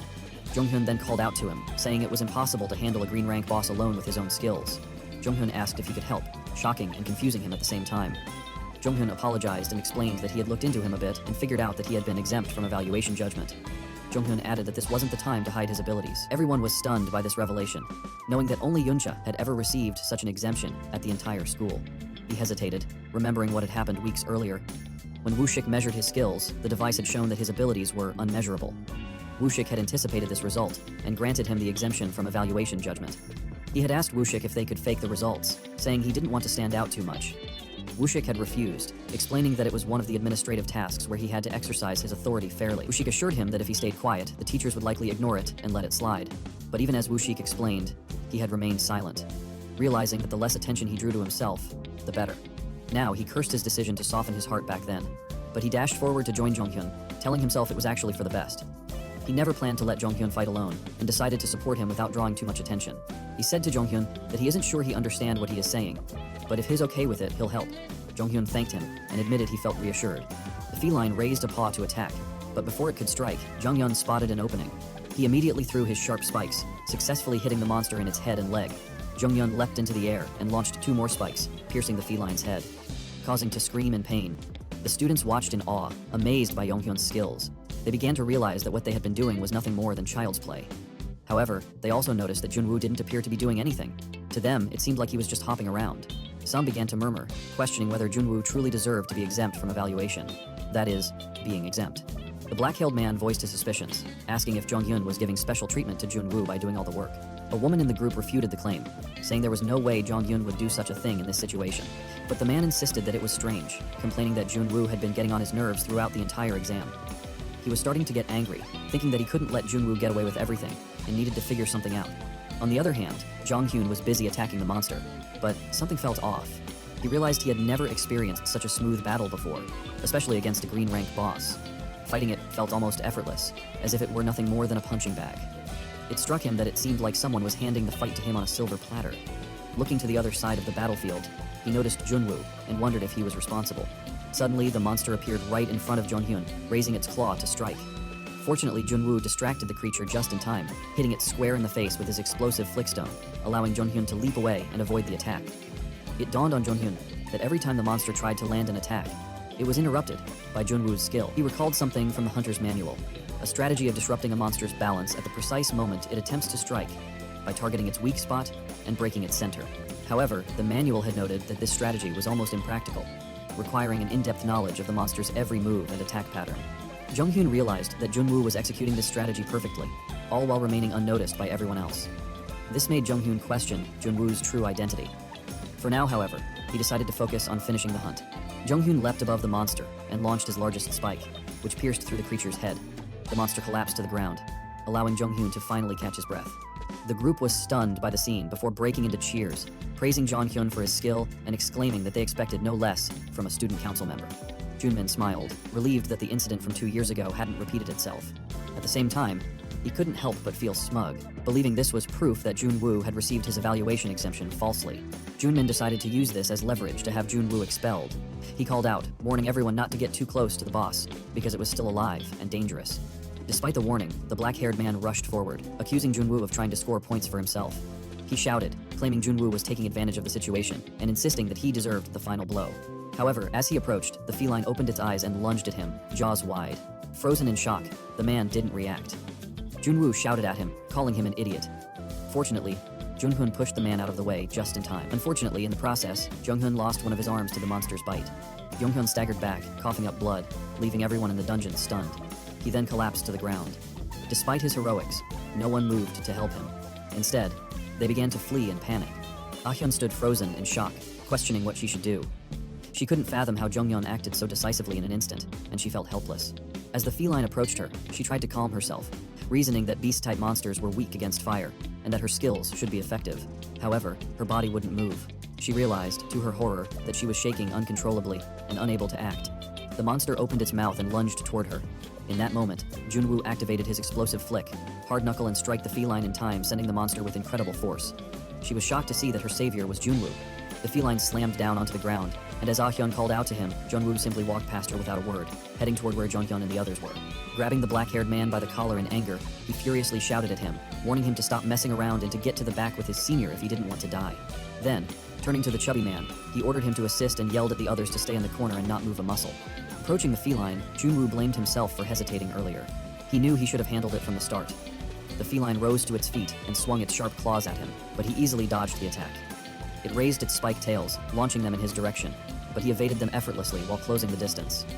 Activating his ultra-high compression strike, Jun Wu punched the feline square in the face with his explosive flick skill. The force of his blow sent the creature flying. Before it could recover, Jun Wu closed the distance and, with visible anger, repeatedly struck different parts of its body. The sheer force of his attacks left everyone stunned, while Junmin was utterly confused. Moments ago, Jun Wu had seemed like a passive observer. Now, he was fighting like a completely different person. Junmin couldn't believe his eyes. This was no joke. He began to wonder if Jun Wu's evaluation exemption was genuine after all. At Jun Wu's current level, he surpassed even seasoned veteran hunters from the association, all while using an outdated supernatural weapon. Junmin shouted at Jun Wu, asking if he knew the dangers of using supernatural weapons, and warned him about the penalties. The feline attacked again, but Jun Wu dodged it with ease, ignoring Junmin's warnings. He was fully aware of the risks. Every supernatural weapon had its own unique abilities, activation conditions, and penalties, sometimes even costing the user their life. But Jun Wu insisted on using them because of their unmatched power. Unlike the Arc, which was a bracelet integrated with a network and lacked penalties, supernatural weapons maximized the power of a monster's core. They reinterpreted and reworked the core into a form suitable for the hunters' use, making their performance overwhelming. While the ARC's skill replacement system had lowered the barrier to entry for hunters, Jun Wu believed it had also made the current generation weaker. That might be fine for now, but if monsters emerged that required the use of supernatural weapons, no one would survive without them. Suddenly, the feline appeared behind Jun Wu, its sharp claws ready to strike. Ah Hyun cried out in panic, warning him to watch out. The feline swung his massive claw, but Jun Wu vanished, leaving the creature momentarily confused. It was then startled as it felt his presence above it. Jun Wu rolled through the air, fist closed, ready to attack, and launched his fist downward with fury. His explosive flick struck the feline directly on the head. The immense force of the attack created a thick fog that engulfed everyone in the area. As the fog slowly began to clear, the group anxiously waited to see what had happened. When the mist finally dissipated, they saw Jun Wu standing tall, facing the feline. The creature was on the ground, growling in pain. He approached the feline, which was visibly shaken to see him. The penalty of the Patelis ring, known as the Devourer of Fear, activated as the creature quivered in fear. He knew the origins of Patelis, a green-rank monster he had hunted in the distant past. That monster was infamous for its ability to grow impossibly strong if even a single person felt fear in its presence, earning it the title Devourer of Fear. His ring, crafted from the core of that monster, retained the same trait. The penalty was absolute. The first to feel fear would die, adhering to the simple rule that the one who loses their resolve dies. Jun Wu then rushed over to the group, reassuring himself that the ring's effect worked only on monsters of green rank or lower. He quickly asked Ah Hyun about Jong Hyun's condition. The chubby man explained that he had tried to stop the bleeding, but it hadn't worked. Observing Jong Hyun's shallow breathing and significant blood loss, Jun Wu realized they needed to act immediately. Requesting the walkie-talkie to Jun Min, who seemed hesitant and confused. Frustrated, Jun Wu demanded the control center channel to report the situation, pointing out the urgency. Startled, Jun Min passed him the walkie-talkie, and Jun Wu immediately contacted the control center. A voice on the other end identified themselves as Control Team 3 from Seoul headquarters and asked for the report. Jun Wu responded by summarizing the situation. The final training group had encountered dungeon interference, escalating the rank from purple to green. There were casualties, and Jong Hyun was in B3 condition due to severe blood loss. He informed the operator that they were heading out immediately and requested a rescue team. The operator confirmed that the rescue team would be dispatched and asked for the identity of the injured. Jun Wu replied that the injured was Kim Jong Hyun, a third-year student council member at Hunter Academy, and instructed them to inform his guardian. Junmin, clearly surprised, questioned how an E-class special admission student with no formal hunting course experience could know the injury codes and the reporting system. When Junmu ignored him, Junmin's frustration turned to anger. He demanded to know who Junmu really was. Without responding, Junmu struck him across the face, sending him to the ground. As Junmin held his face in pain, Junwoo berated him, accusing him of failing as a supervisor and being incapable of assessing the situation. Junmin, still stunned, retorted that a student had no right to speak to a teacher that way. Junwoo's with unrelenting gaze dared to Junmin say one more word, leaving Junmin too intimidated to respond further. A moment later, the group emerged from the dungeon. Junwoo watched as the medics carried Jonghyun away. Wushik approached him, noting that it seemed Jongwoo hadn't been able to hold back. Jongwoo acknowledged this, adding that no one had died as a result. Wushik then reminded him that his actions would not go unnoticed. The teachers, the parents, and even Sukdu would soon hear about this. Junwoo, however, dismissed the warning and addressed Wushik seriously. He pointed out that the school had sent unprepared students into a dungeon, resulting in a 19-year-old losing his arm. He questioned how such negligence could be justified. Wushik, visibly horrified, had no response. Junwoo added that if something like this ever happened again, he wouldn't stand idly by. He warned Wushik not to give him a reason to revert to his active days. The next day, Junmin was in the chairman's office. Wushik asked him if he had said there were no issues during the test, and reminded him that this time, he had forcibly changed it to a practical test. Junmin replied that the practical test was implemented to resolve the educational inequality in Class 1E, and that there was no connection whatsoever between the decision and the incident. Wushik told Junmin that even in such a situation he was still making excuses, and shouted, asking if Junmin thought he wouldn't know that the test was intended to get rid of Kim Jun Wu. This made Junmin surprised, because Wushik brought it up so directly, making him wonder if there could be someone more intimidating than Minister Oh Myung-chin. Yet Junmin thought there was no way like that. Junmin then explained to Wushik that the test followed all procedures without any issues. At no point was anyone forced into subjugation or exposed to danger. He added that even the dungeons used for the test were approved by the association's control team, and all procedures followed the manual. Wushik furiously hit the table, and shouted again that the problem was the reckless change to a practical test. He emphasized that a score of at least 60 was required to avoid failing the test, and that he was fully aware regular special admission students wouldn't stand a chance. Junmin told Wushik that Junwoo wasn't an ordinary special admission student. He asked if Wushik hadn't received an exemption from evaluation judgment, and reminded him that Junwoo had achieved the best performance in that test as well. This left Wushik speechless. Junmin reiterated that the incident was simply an unfortunate accident caused by a natural disaster, known as dungeon interference. More importantly, he pointed out that Wushik had also approved the test, which left Wushik even more silent. Defeatedly, Woo-shik replied that he understood and ordered Junmin to prepare a report on the incident and bring it in by the end of the day. He added that they would review it with the control team and check the body cam footage before making a decision. Junmin acknowledged this, and Junmin walked away with a smile on his face, thinking that he had once again won. Before leaving, Woo-shik told Junmin to make one thing clear. What he feared was not Minister Myung-jin, but Kim Jun Wu.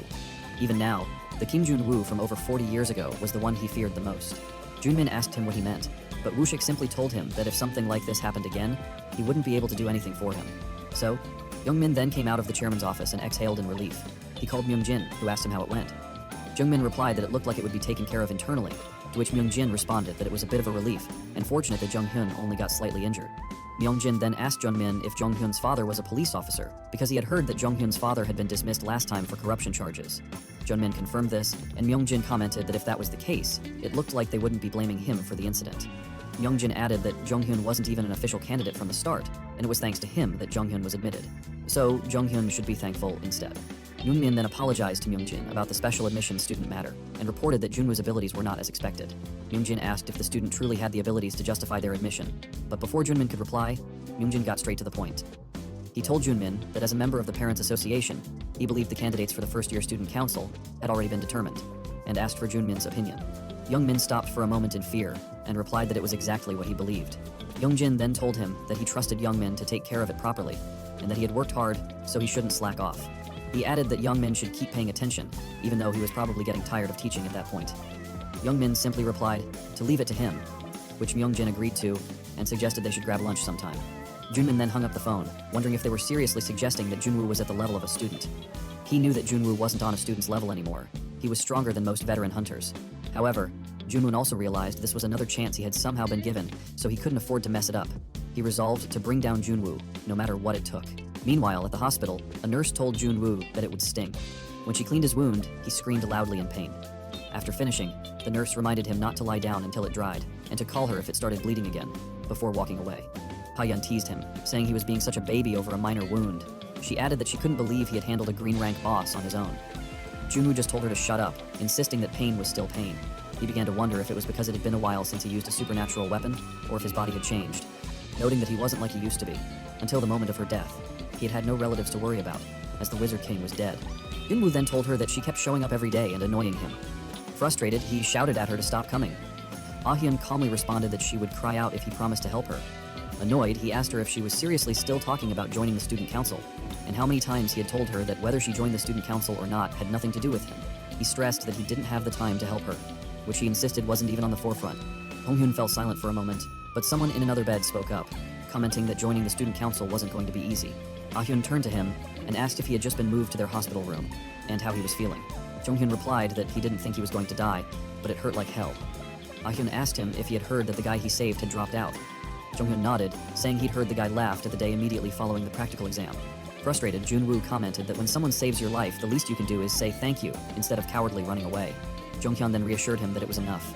Both of them survived, which was what mattered. The other patient argued that Jung-hyun's body ended up like this, and he asked if Jung-hyun didn't think he was being a little too optimistic. Jung-hyun just smiled softly, and said his father used to tell him, "As long as you don't die, you'll get through anything." He added that he didn't die, so somehow, it would all work out in the end. He smiled back, thinking that at first, he thought Jung-hyun was shady when he heard Jung-hyun had been digging into his background. But, to sacrifice his arm? To save a junior? Even 40 years ago, guys like Jung-hyun were rare. Ah-hyun then asked Jung-hyun what he meant earlier about becoming a student council member being tough. Jung-hyun replied that it was exactly what he said. It would be difficult. She asked if it was because she was in Class E, but Jung-hyun denied this, and asked if they had ever heard of the Parents Association. Jung-hyun agreed, and she whispered that it didn't sound like an ordinary parent group, and Jung-hyun agreed. He explained that there were a total of 5 first-year members in the Parents Association, and those parents had 5 children. The student council membership quota per grade was also set at 5. He asked them what they thought that meant, shocking both of them. Jung-hyun continued to explain that the Parents Association was a group of influential parents who had already predetermined their children to be student council members. Ah-hyun asked if Jung-hyun was part of it too, but he shouted back no, saying he was just a backup candidate who only got in because a position opened up. Junwoo asked Jung-hyun if this meant that whether it was the Parents Association or the Green Mothers Group or whatever, they pre-selected candidates ahead of time and got rid of anyone they didn't approve of. Jung-hyun nodded. Junwoo then asked Jung-hyun if there had been students who died during the process. This shocked Ah-hyun, but Jung-hyun just asked him what he thought. Jung-hyun then told Ah-hyun that as her senior, it felt a bit awkward to say it, but she never knew what might happen. He advised her to give up on becoming a student council member. Ah-hyun shouted that she couldn't give up. She asked Jung-hyun if he was saying it was okay to decide the outcome in advance and harm other kids. She reminded them that someone might even get hurt or die because of it. Approaching Jun-woo, she asked if he thought the situation was absolutely ridiculous. Jun-woo remained quiet. He knew the corruption within the school was endangering students' lives, and he wanted to take action. However, for him, the issue of Gigantiana's revival was more urgent. He reminded Ah-hyun that he had told her repeatedly that he didn't have the capacity to worry about anything else right now, not until he met Go-eunchae. Jung-hyun overheard him and commented that it was great timing because Eunchae had said she would be stopping by to visit him today. Neither of them noticed that Eunchae was already standing behind them. Yoontae approached them, leaving him in disbelief at how things suddenly seemed to be working out. He stood up to meet her and stopped in front of her, saying it had been a while since their last encounter. However, she walked right past him and headed toward Ah-hyun. Ah-hyun greeted Eunchae, addressing her as senior, and said it had been a while. She asked if it had been 2 years since they last saw each other. Ah-hyun reminded Eunchae that she had once told her to give up on attending the Hunter Academy, and teasingly asked what Eunchae planned to do now that she was already enrolled. Eunchae remained silent, staring intensely at Eunchae, creating a palpable tension between them. Junwoo, unsure of the history between the two girls, noticed a serious grudge lingering in the air. He could also tell that Eunchae held a strong disfavor toward him. He wondered if Ah-hyun's fixation on becoming a student council member was somehow connected to their relationship. Ah-hyun broke the silence by walking away, saying that since there didn't seem to be much else to say, she would head out first. When Junwoo asked if she was leaving, she replied that his situation seemed worse than hers. However, Ah-hyun froze mid-step when Eunchae suddenly asked if she was hurt. Ah-hyun angrily turned back, glaring at Eunchae, and continued walking, asking why Eunchae was pretending to care at that point. Jung-hyun awkwardly laughed, trying to diffuse the tension, and thanked Yoon-kai for visiting him. He then asked if he was correct in thinking that the two of them already knew each other. But as Jung-hyun noticed their intense stares, he remarked that their first impression didn't seem great.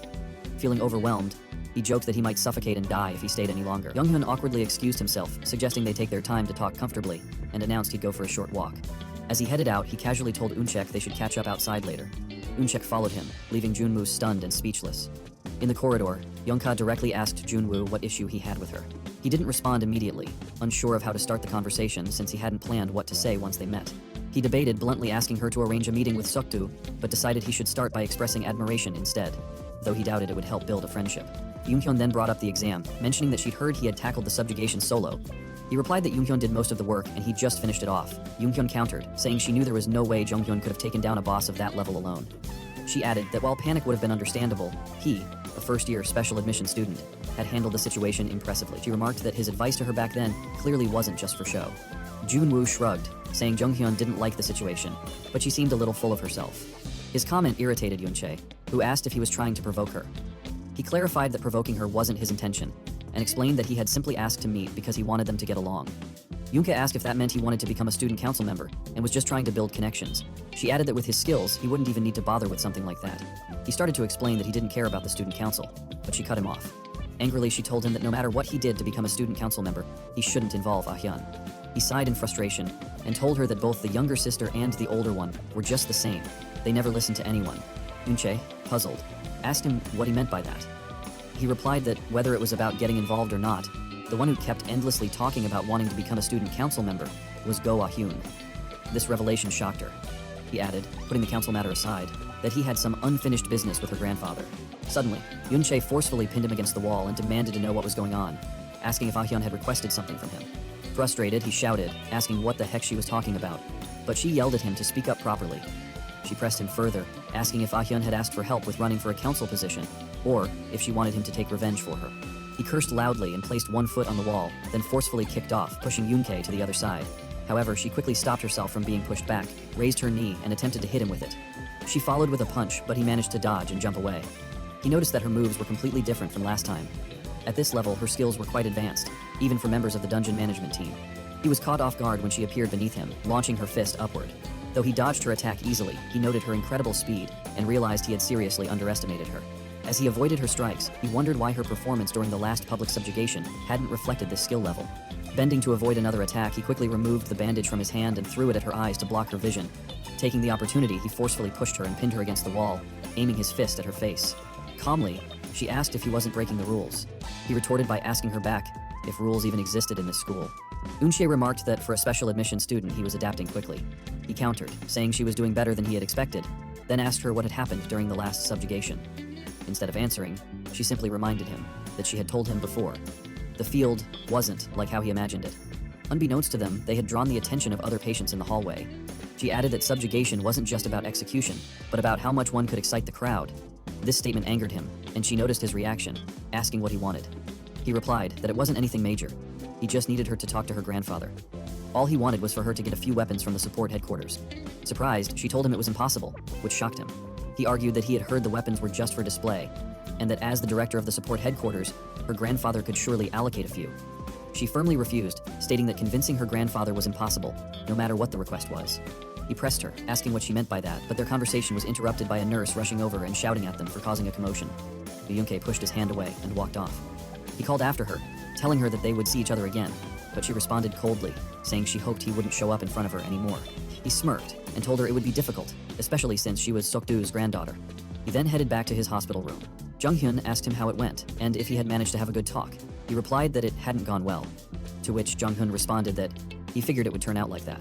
He then asked Jung-hyun if Euncha's relationship with her grandfather wasn't that great. Jung-hyun hesitated, wondering how to put it, before explaining that it wasn't exactly good, but not bad either. It was more of a formal relationship. He asked if that meant it didn't feel like a typical family, and Jung-hyun confirmed this, asking what they had talked about. He explained that he had asked Euncha to request a personal favor from her grandfather, but she had refused, saying it was impossible. Jung-hyun told him that made sense, as Yoon-hyun had never asked her grandfather for anything before, adding that the old man, Sokdu, was quite intimidating. He asked Jung-hyun what he meant by that, but Jung-hyun replied that it wasn't something he should discuss there. Jung-hyun then teasingly told him it was his fault. If he made a one-sided request like that, of course she wouldn't agree. He asked if he should have at least offered her money, which made Jung-hyun laugh even more. Jung-hyun then asked why Frey Euncha would need money from him. Young-hyun turned serious and said there might be something that could catch her interest. When he asked what it was, Young-hyun replied that it would be Ah-hyun dropping out. He explained that while he wasn't sure why, Ah-hyun really seemed to dislike Ah-hyun being at the academy. He nodded, recalling how quickly Ah-hyun had acted earlier. Young-hyun then asked if he thought it was possible, suggesting that if they could persuade Ah-hyun to drop out, Yoonja might reconsider. Before he could continue, he was silenced by Jun Woo, who motioned for him to be quiet. They heard footsteps walking away from outside the room.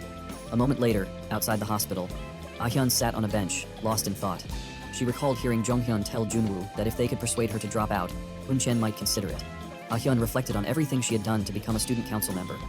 Her sole reason was to get revenge on that old man, Ah Suk-do. But deep down, she knew she felt famed. It was more than just revenge. With her abilities, simply graduating felt impossible, let alone becoming a student leader, with several thousand members fighting over who would gain access to the apartment. This was why she needed Kim Jun Wu, a first year who was far beyond the level of his class. If Jun Woo helped her, it might be possible. She had asked him several times, but now she thought sadly that there was really no reason for him to help her. Convincing herself that it was okay, she told herself that this was just how things always were. She resolved that, this time too, she had no choice but to try and handle it on her own. As she sat there, someone approached her. It was Jun Woo. He asked who she thought she was, sitting there acting all pathetic when she was still wet behind the ears, and then asked if she wasn't heading home. Startled, she simply replied that she was about to go now. He sat down beside her, saying he was just asking, in case, and then asked if she was thinking about dropping out.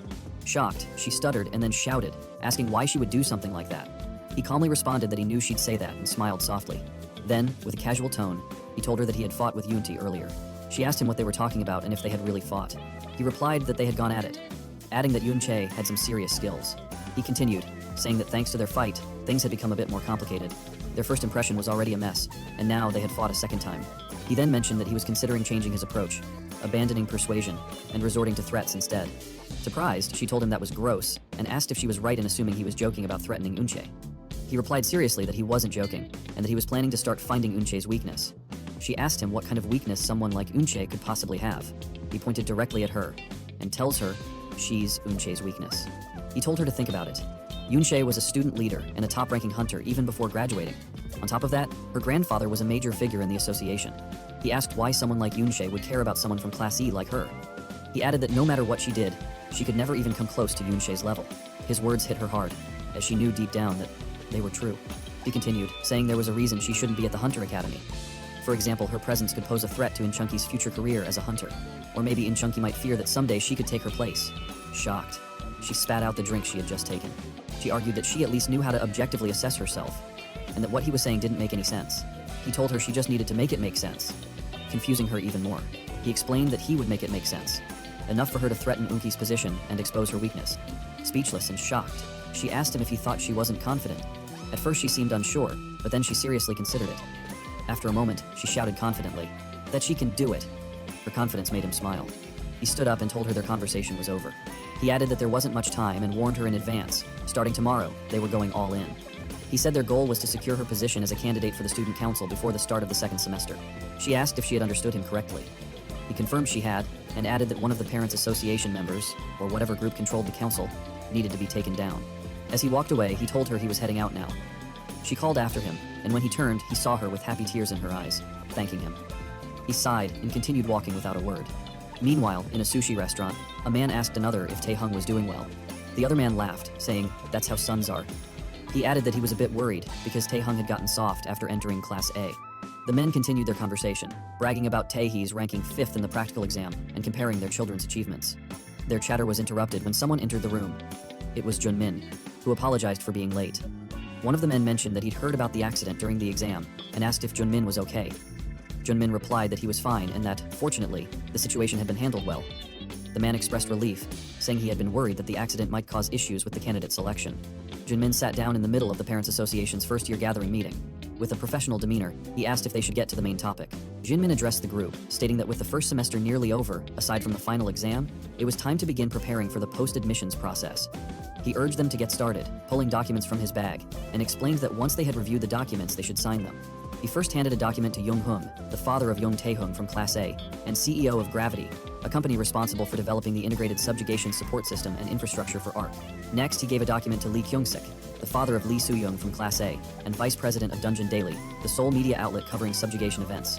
The third document went to Hwang Chang-soo, the father of Hwang Ji-an from Class B, and the sole branch chief of the Acres Guild, a leading company in the private hunter industry.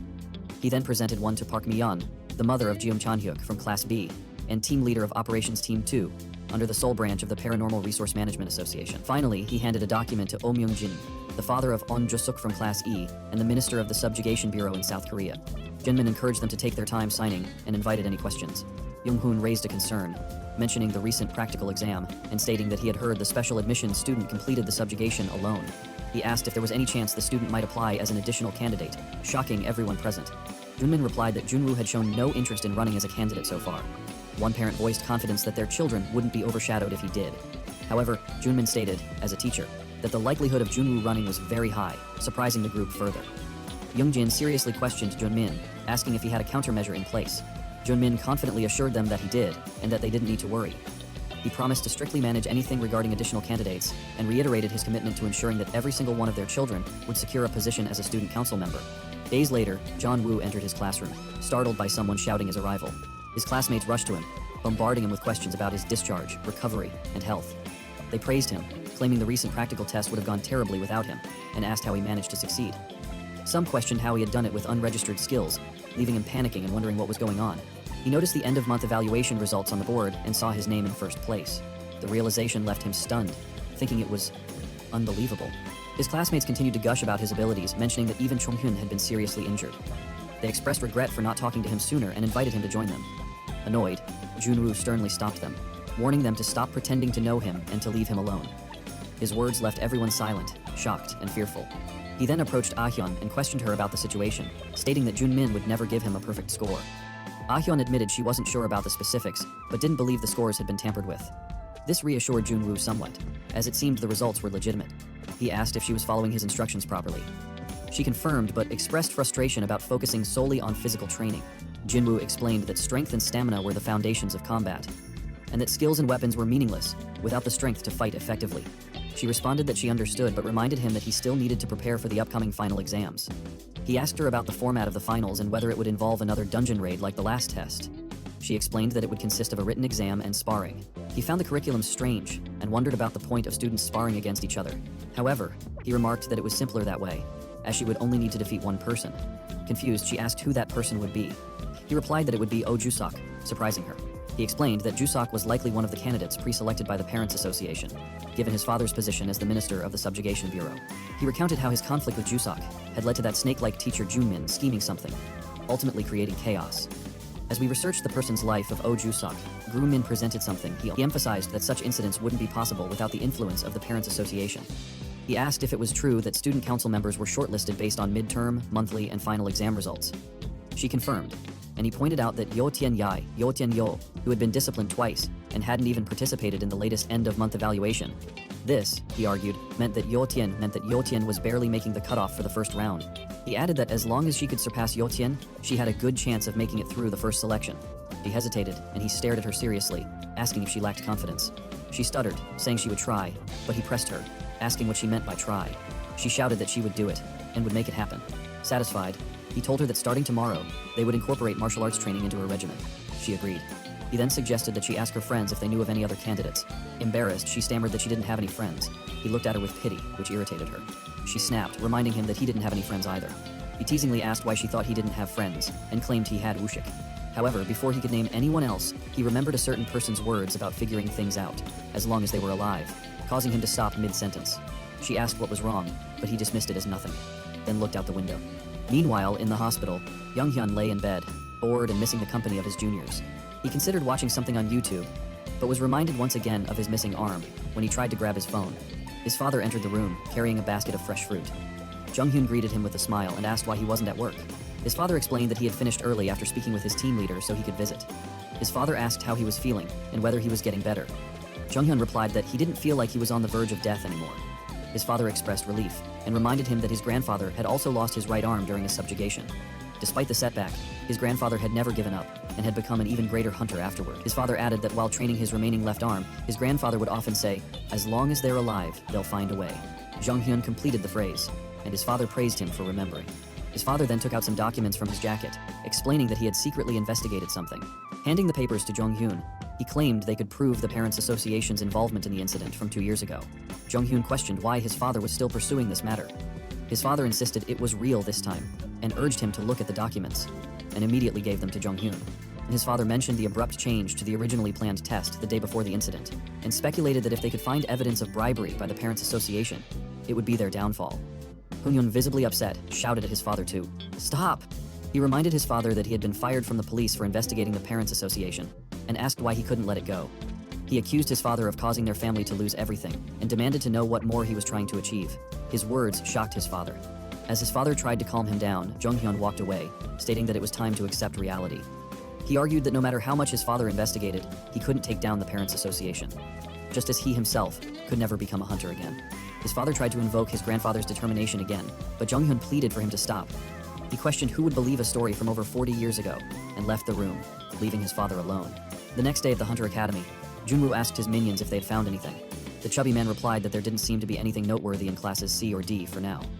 Jun Woo then asked him about the rest, to which the chubby man awkwardly admitted that it was a bit difficult to directly ask people in classes A and B. Jun Woo, trying to figure out who was planning to run for the student council, began doubting the competence of his minions. He pulled something out of his wallet, praised them for their efforts, and handed them some money, telling them to treat themselves and their friends to something nice. The chubby man hesitated, saying it wasn't necessary, but Jun Woo insisted, handing over the money and telling them to accept it with gratitude when an adult offered it. As the chubby man took the money and thanked him, they noticed it was just 1,000 won. Jun Woo told them not to feel burdened, adding that it was enough if they were getting snacks together. The three of them walked away, staring at the 1,000 won bill in confusion. Jun Woo proudly watched them, reminiscing about his younger days, when a single 1,001 bill made him feel like he owned the world. Shaking off the nostalgia, he decided to focus on what he could do, beating Yusuk in the final exam. For the written portion, he could only hope Ahyun studied hard, knowing that the sparring test was the crucial part, where he needed to widen the gap. Walking calmly down the corridor, Jun Woo acknowledged Yushuk's abilities as pathetic, but reminded himself to be prepared for anything, especially given the unpredictable nature of the Parents Association. He also recognized the challenge of finding a suitable place to train Ahyun, as asking Wushik for help would likely draw unwanted attention. His thoughts were interrupted when someone called out to him. He opened his eyes to see Yonghyun waving enthusiastically. Yonghyun greeted him, saying how surprising it was to meet again like that. Junwoo asked if Yonghyun had been discharged, to which Yonghyun replied that he was only visiting to take care of some business at the faculty office before heading back. Junghyun then remembered Junwoo had mentioned helping Ahyun and asked how it was going. Awkwardly laughing, Junwoo suggested they talk somewhere private. Minutes later, they were on the exit staircase, where Junwoo shared his plan. Junghyun asked if it was for sparring practice. He then confirmed that if Class E wanted to use the gym, there were all kinds of restrictions, such as limited time slots and caps on the number of participants. Junwoo acknowledged this as part of why he was concerned. Jonghyun asked if Junwoo was really planning to challenge the Parents Association, surprising him. Junwoo questioned why Jonghyun brought that up, and Jonghyun explained that it wouldn't be easy and might even risk their lives. Calmly, Junwoo replied that it had been the same not long ago, but they had made it through together, and would figure things out again. Junhyun agreed, acknowledging that they had all made it back alive. However, he grew somber as he recalled the dungeon incident from 2 years ago. Saddened, he wondered aloud how things might have turned out if he had been there back then. Confused, Junwoo asked what he meant, but Jonghyun brushed it off, saying it was nothing. Changing the subject, Jonghyun asked if it was true that Junwoo didn't have a suitable training place. When Junwoo confirmed, Jonghyun surprised him by suggesting they use his gym instead. Meanwhile, in the counseling room, Junmin faced Jusuk and informed him that he was currently the one in the most danger. Jusuk, shocked, stuttered while asking what Junmin meant. Junmin explained that Junwoo might run for the student council position. Jusuk was horrified to hear this and asked if Junmin was referring to the special admission student Kim Jun Wu. Junmin confirmed and asked if Jusuk was aware that Junwoo had been deemed exempt from evaluation. Jusuk denied knowing this and said he had heard rumors, but it was hard to believe that a specially admitted student would be exempt. Junmin revealed that Junwoo had single-handedly taken down a green-ranked boss, which he had witnessed personally, leaving no doubt about Junwoo's abilities. Jusuk was speechless and began shaking in fear. Stuttering, he said that the student council positions had already been decided. Junmin, however, reminded him that there was a limit to how much his parents could protect him, pointed out Jusuk's poor midterm grades and inability to participate in the end-of-month evaluation, warning that at this rate, Junwoo would overtake him in the finals. Jusuk, frustrated, shouted that Junmin should ensure the teachers didn't allow it to happen. Junmin calmly responded that grades were crucial and they couldn't afford to fall behind in that regard. Jusuk felt betrayed, recalling how Junmin had promised during the admission orientation that he would guarantee his position as a student council member. Junmin reassured Jusuk, telling him not to be discouraged and reminding him that he had the exam papers. Jusuk confirmed he had them, and Junmin instructed him to memorize them thoroughly and ensure no one found out. He emphasized the importance of the sparring portion of the finals. Jusuk, remembering Junwoo's fierce aura, expressed doubt about his chances. Junmin assured him he had a plan. Reaching into his coat pocket, he placed an arc on the table, explaining that it was an unregistered arc with rank B skills. Jusuk was shocked and amazed, knowing that most students' arcs were ranked much lower. Junmin explained that the arc was the minimum grade used by active hunters, and that Younghoon should use it during the sparring match. Younghoon smiled, calling it a total cheat code, and asked where Youngmin had obtained it. Jungmin replied that it had belonged to his father and had been processed into an arc with Younghoon's help. Jusuk vaguely recalled Junmin mentioning his father's involvement with the Subjugation management team, but Junmin dismissed it as a short stint. He added that he had called a senior to help Jusuk adapt to the new skills. When the door opened, Jusuk was shocked to see Go Inche entering the room. Jusuk couldn't believe Inche was helping him, and exclaimed how amazing it was. Junmin explained that he had made a special request, and instructed Jusuk to listen carefully to his senior. Internally, Yunmin hadn't expected Yunchek to agree, but thought Yunmu's overconfidence might have rubbed her the wrong way. Junmin stood, telling them to discuss the training schedule and methods, as he had other matters to attend to. Before leaving, he tapped Yunchek's shoulder, asking her to take good care of Jusuk, to which she simply replied, yes.